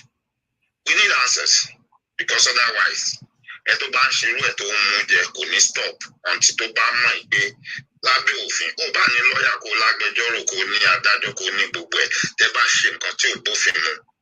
Tọ́ba tú jáde pé nǹkan tẹ̀ ṣe ògbófin mu kán dẹ̀ fi jìyà tó bá tọ́ lábẹ́ òfin jẹ ẹni tó bá rúfin lásán ẹni tó bá rúfin wọn kò ṣe náà kò sí wàhálà náà ọ̀rẹ́ ni gbogbo wa kò sẹ́ni tó bára wọn jà wà ń béèrè question lọ́wọ́ ara wa ni and these are the right questions. Anybody ò dé lè máa halẹ̀ máa wọ̀nyàn pé kán máa sọ̀rọ̀ wọn ká pẹ̀lú mọ́ tábà rí nǹkan tí ò dá láwùjọ wa á máa sọ̀rọ̀. We cannot live like cowards. We cannot live like cowards. Àwọn èèyàn kẹ́kọ̀ọ́ dẹ̀ ní monopoly of violence láti máa halẹ̀ mọ́yàn pé ẹ máa sọ̀rọ̀. Kò possible láwùjọ wa. Nǹkan tí ò ní lè ṣeé ṣe ni. So ìjọba ló lè yanjú ẹ̀. Inú mi dẹ̀ dùn pẹ̀tọ̀. Irọ́ ló ń pa o. Bàbá yẹn ọmọ kankan pẹ̀ wọ́n parọ́ mọ́ ni o. Thank God Baba spoke today. Sowore was with Baba today. Wow. Baba confirmed it. Yes. Yes, mo ti ọkàn ti rí fídíò yẹn láti sọ fún mi kó dẹ̀ nìyẹn èmi gan fẹ́ ṣe ṣògbọ́n ní kó send ẹ̀ sí mi kó mi rí ní òjẹ́ kí n ti bẹ̀rẹ̀ ṣògbọ́n wọn ti confirm ẹ̀ fún mi. Ìpè àwọn àtẹ̀láwọn èèyàn kan gan ti fi ṣe ṣó pé wọ́n ti yá but Baba confirm it pé yes àwọn náà ń pa ọ̀rọ̀ yẹn. It's no lie. So tell anybody bá jẹ́rí gbogbo ilé ìtẹ́rí tó ń ṣe propaganda pé káwọn èèyàn dákẹ́ kán má sọ̀rọ̀ ń pa ọ̀rọ̀ yẹn mọ́. Impossible. Nǹkan tó fẹ́ ṣe nìyẹn. Òótọ́ ọ̀rọ̀ wà constant kò lè change láíláí. Ẹ tó bá ń parọ́ ló máa wá kọ́nà bó ṣe máa manipulate nǹkan. Ẹ tó bá ń sòótọ́ sálà àárín àdédé mú ní pẹ̀kọ́rọ̀. Kí ni ìṣòro rẹ fẹ́ gain by tweeting and writing it out pé Baba Falana ti dá sí wọn náà máa ṣe bàbá kí ló fẹ́ gain ní bẹ́ẹ̀ kò sí kò fẹ́ gain náà. So why would somebody think you can come out and say ìṣòro rẹ ń parọ́? Sowore is not lying. Bàbá mọ̀ ń pa ẹ̀. Náà nǹkan tí bàbá fẹ́ ṣe sí ìyẹn ò kàn mí mi dẹ̀ ní láti máa tú yẹn. A máa rí yẹn. Ọwọ́ bàbá nìyẹn wà. Kò pé bàbá òun ń pa yẹn kan tún dànù kan kúrò ń bẹ̀. Ẹ ṣé gan ni ìyá mi. Bàbá mi mo kí yín lẹ́ẹ̀kan sí ọ̀rẹ́. Ẹ ṣé gan sir. Thank you so much. I'm glad to show to you know. Thank God for people like you and Iyalaje. Thank you and thank you.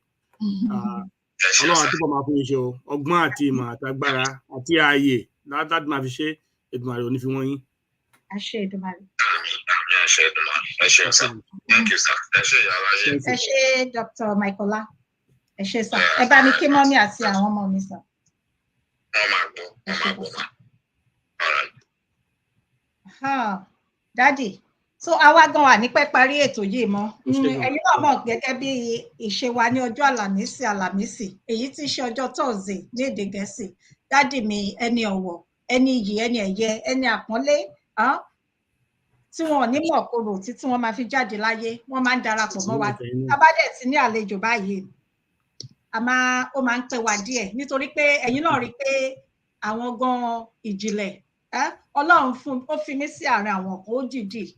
Ọlọ́run òun nìkan ló yé bó ṣe ń ṣe ọlá ẹ̀. Ìjìnlẹ̀ tẹ́ bá ń gbọ́ ìjìnlẹ̀ ní ọ̀rọ̀ náà àwa má rídìí òun ṣe ni bẹ́ẹ̀ ni mi ò ní wá yín tì láṣẹ Èdùmàrè o. Àmì àtẹ̀yìn náà ò ní wá yín tì o, yàrá jẹ́ lágbára Ọlọ́run. Ẹ kú ìfọ́mọ ènìyàn ṣe, ẹ kú ìfẹ́ ìran yín, ẹ kú àròjinlẹ̀ nítorí pé ọ̀pọ̀lọpọ̀ nínú wa Dr. Michaela ẹ̀yin àtàwọn tí wọ́n ń gbọ́ wa tí wọ́n ń wò wá wọ́n lè sọ pé kò kàn mí, wọ́n lè máa lùlù bámúbámú ni mo yó, ṣùgbọ́n kàkà kẹ́yìn ṣe bẹ́ẹ̀ torí àmọye wa bẹ́ẹ̀ tí wọ́n kò kàn wọ́n. Gbogbo wa la ní èèyàn anẹ́bí alára alọ́rẹ̀ẹ́ aníyè kan sí ìlú. Èmi dẹ̀ máa ń sọ nǹkan kan bóyá torí àsìkò yìí ni ẹ̀yin àtèmi ṣe wà níbi tá a wà níbi tó ní kálukú wà. Bóyá Ọlọ́run fẹ́ dán wa wò nírú àsìkò yìí, bóyá ó fẹ́ bèrè ní ọwọ́ wa irú ipa wo ni ẹ̀yin kó nígbà tí ìran yín tí nǹkan báyìí ń ṣẹlẹ̀ sí ìran yín tí ẹ̀yin dẹ̀ ní orí ọ̀fẹ́ tẹ ní àǹfààní àti orí ọ̀fẹ́ láti lè sọ̀rọ̀ sókè láti lè dá sí ṣùgbọ́n ẹ ò ṣe ẹ ṣe gidi gan ni. A lè sọ pé kò kàn wá ọmọ Yorùbá ọmọ àlè Yorùbá tí Yorùbá bá pọ̀ wípé ọmọ àlè ló máa ń fọwọ́ sí ju Yorùbá nǹkan tó ń mìn náà lélẹ̀ kò kàn wá kẹ́ gbogbo wa lójó kan gẹ́gẹ́ bí ọmọ Yorùbá gbogbo wa pátá tábà ní pé kò kàn wá takàn á ní pé kẹ́ máa wòran so irú àwọn bàbá Akíntóyè yẹn ní irú èjì wọn yẹn gbogbo ohun tán ṣe yẹn táwọn bá fẹ́ ro irú wà yẹn wọn tiẹ̀ ní sọ nǹkan kan ní kí ni bàbá yẹn wá láyé tí ò ní àbí kí ló fẹ́ dà láyé tí ò ti dà orúkọ ló fẹ́ bí ò tí ò ti ní ohun tán wáyé wá ṣe ó ti ṣe ó ṣe kì í ṣe ní díẹ̀ ó ṣe ní àṣeyege kí ni olóyè Sunday Igboho ń wá tí Ọlọ́run ti fún ìjíǹde ayé ẹ̀ ó dolówó dọlọ́rọ̀ Ọlọ́run tún fún lókìkí kí ló ń wá ká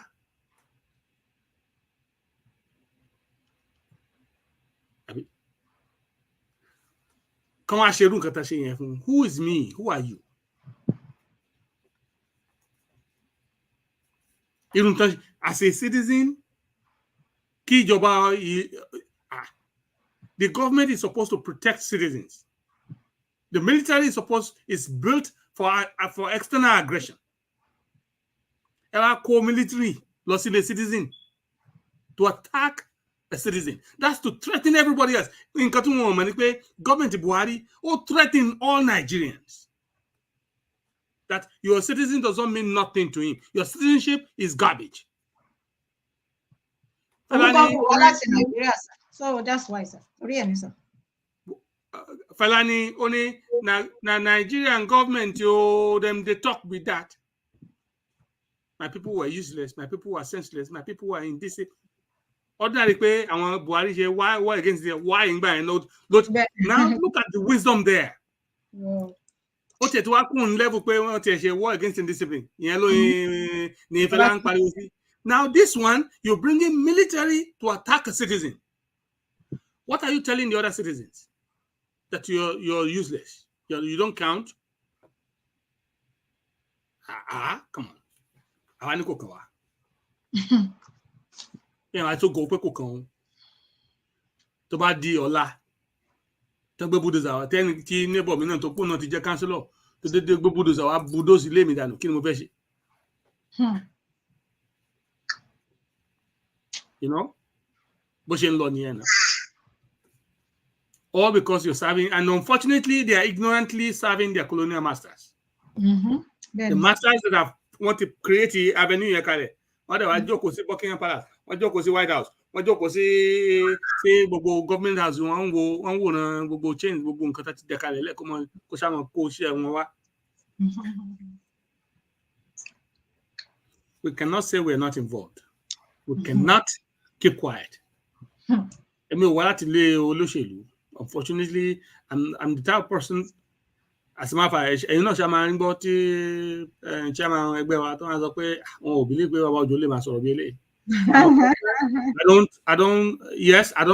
don't waste time on things. I don't like it. I mean, would like drama, lotity. But I'm also a person that don't get involved on issues that have to do with politics or public issues. But on the attack of Sunday Igboho and these useless things that's happening over in Nigeria and the knowledge about what's happening to Africa as a whole.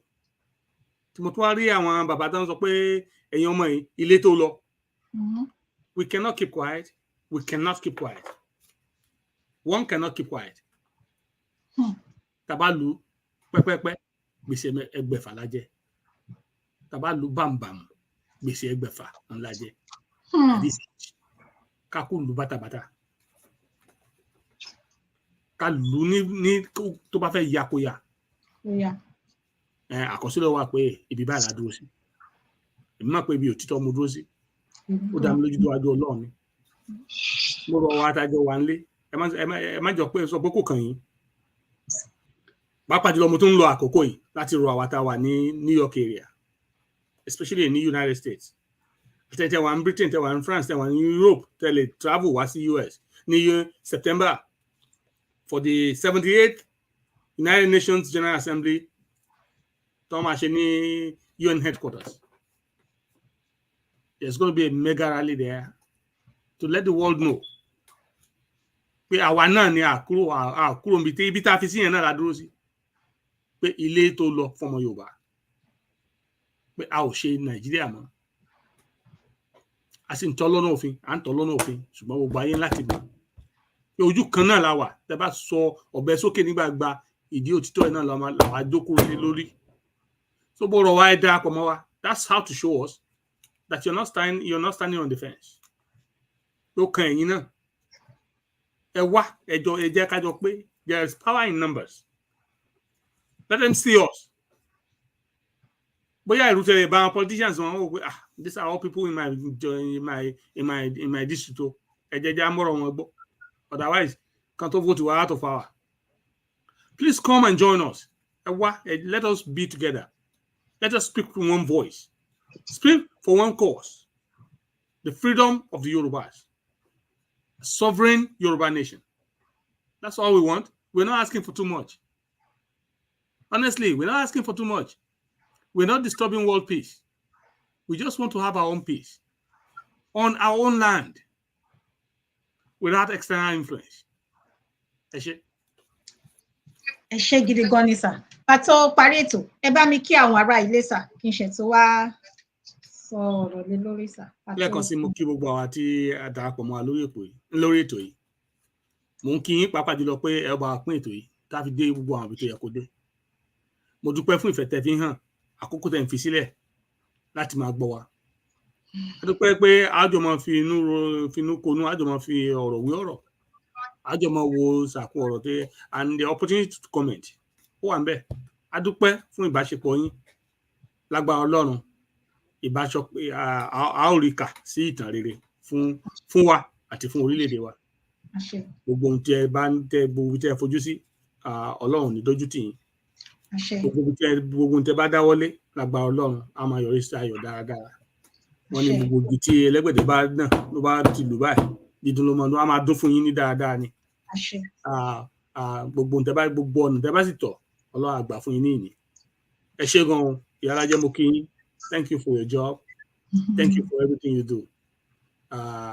Gbogbo àkókò tẹ́ ń fi sílẹ̀ àti pàtẹ́ ń kó yìí Yorùbá lágbára Ọlọ́run á jẹ́ ká lè dúpẹ́. Ayé yín kò ní yẹ̀lẹ̀. Wow. Ẹ ṣé gidi gan ni dádì mi Abiodun Òjó. Ẹ jẹ́ kí n kọ́ bẹ̀rẹ̀ láti orí arákùnrin Tani Olohun láti jẹ́ ká mọ̀ pé ìrẹ́jẹ ni gbogbo nǹkan tí ó ń ṣẹlẹ̀ yìí, torí pé nígbà kan Saheed Shittu ó bẹnu àtẹ́lu Quran, ó bẹnu àtẹ́lu bàbá Àjàní Bello, ó bẹnu àtẹ́lu àwọn àfáà kan wà, kò sẹ́ni tó lọ gbé ní gbogbo ìgbà yẹn sà. Bákan náà Jamiu Adégúnwà, àwọn èèyàn mò ń tẹnumọ́ bẹ́ẹ̀ ni kò sẹ́ni tó lọ gbé. Ṣe rí pé ìrẹ́jẹ láyé àti ọ̀run ni wọ́n dẹ̀ fẹ́ bẹ̀rẹ̀ nǹkan kan. Bàbá Tinubu wọn ò ní jẹ́ kẹ́ rí ìjọba yìí ṣe sà, wọn ò ní jẹ́ kí bàbá Tinubu rí ìjọba yìí ṣe.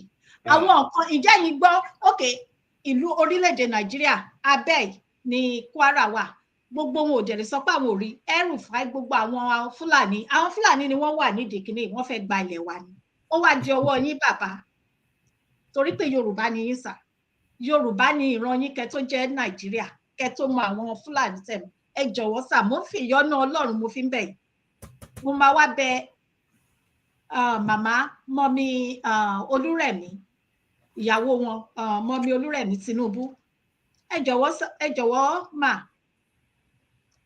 ẹ ní àròjinlẹ̀, ẹ bá bàbá sọ̀rọ̀.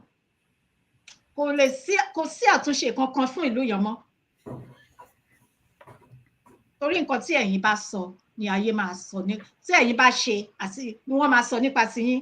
Bákan náà bí mo ṣe ń sọ̀rọ̀ yìí, ẹ jọ̀wọ́ ẹ gbọ́ mi dáadáa o, èmi ò kí ń ṣe olóṣèlú, mi ò kí ń ṣe APC, mi ò kí ń ṣe PDP, mi ò kí ń ṣe Labour. Ìran mi ni mo dúró fún, ìran mi ló jẹ mí lógún, torí pé ìyà yìí ti pọ̀ jù, kò dẹ̀ gbọ́dọ̀ máa lọ báyìí. Bó ṣe rí nìyẹn. Mo wá fi àsìkò yìí dúpẹ́ ní ọ̀dọ̀ gbogbo ẹ̀yin bàbá mi àti ẹ̀yin ìyá mi gbogbo tí ẹ bá wa bẹ̀rẹ̀ ètò, ẹ̀yin tí ẹ tún darapọ̀ mọ́ wa nígbà tí ètò bẹ̀rẹ̀, tí ẹ tún bá wa parí. Ẹ kú àtàárọ̀, ẹ kú ìfẹ́, ẹ kú ìfẹ́ Ọlọ́run tẹ rí nínú ayé mi. Ẹ ṣé gidigidi gan, gbogbo ẹ̀yin tẹ bá wa pín ètò, gbogbo ẹ̀yin tẹ comment, ẹ ní mọ̀kòròkẹ́ tó jáde láyé o. Ìbànújẹ́ ó kéré ó tóbi kò ní wọlé tọ̀ yín wá o. Orílẹ̀-èdè nígbà tí àsìkò bá tó, tèmi dẹ̀ mọ̀ pé kò pẹ́ mọ́, ó máa ṣojú ẹ̀yin àti èmi láṣẹ Èdùmàrè. Ọpẹ́ kejì ó lọ sí ọ̀dọ̀ bàbá Fálànà àti alàgbà Ọmọyẹlé Sowore pé wọ́n kú ìfọmọ ènìyàn ṣe. Ìran Yorùbá kò ní gbàgbé ẹ̀yin méjèèjì, ó dá mi lójú ni. Bẹ́ẹ̀ ni mo wá lọ sí ọ̀dọ̀ bàbá mi, ẹni ọ̀wọ̀, ẹni yìí, ẹni ẹ̀yẹ, tí mo ní oore ọ̀fẹ́, tí mo ní àǹfààní láti mọ̀, ìyàn dádì mi Honorable Abiodun.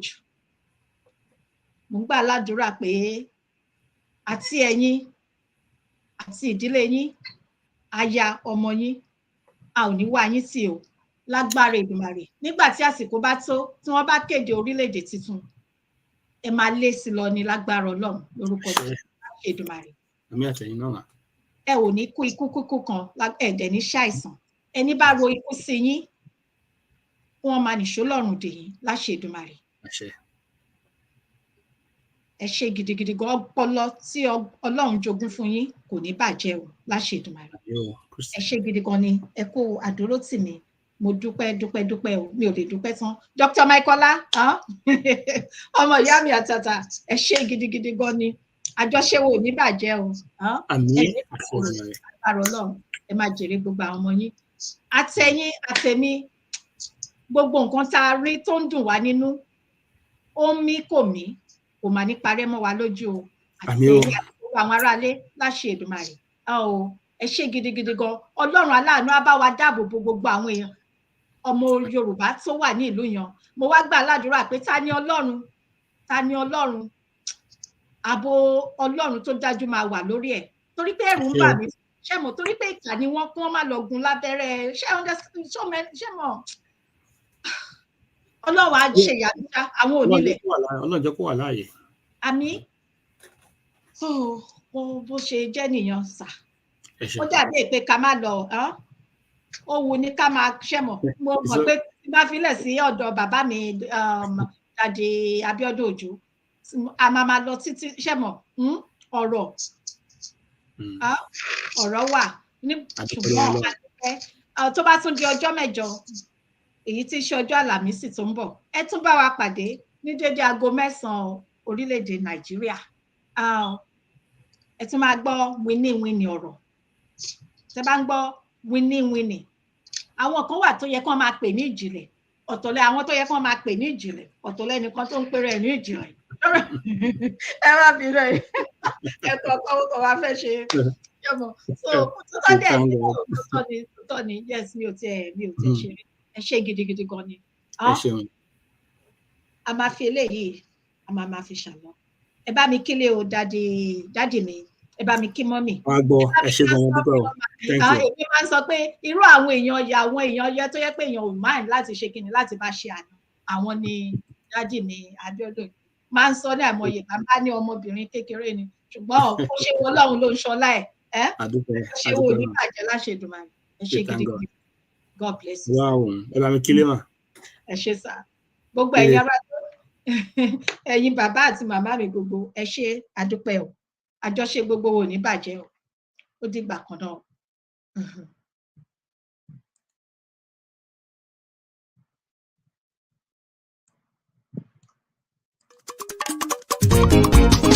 Ìyálájé yàtọ̀ nínú gbogbo pédépédé, ọ̀tọ̀ ní títọ́lú ọ̀tọ̀ ní títọ́lú wo. Ìyálájé yàtọ̀ nínú gbogbo pédépédé, ọ̀tọ̀ ní títọ́lú ọ̀tọ̀ ní títọ́lú wo. Dr. Fúnkẹ́ ó gbọ́n sọ́sọ́ bí ẹyẹlé, ó níwà tútù bí àdàbà.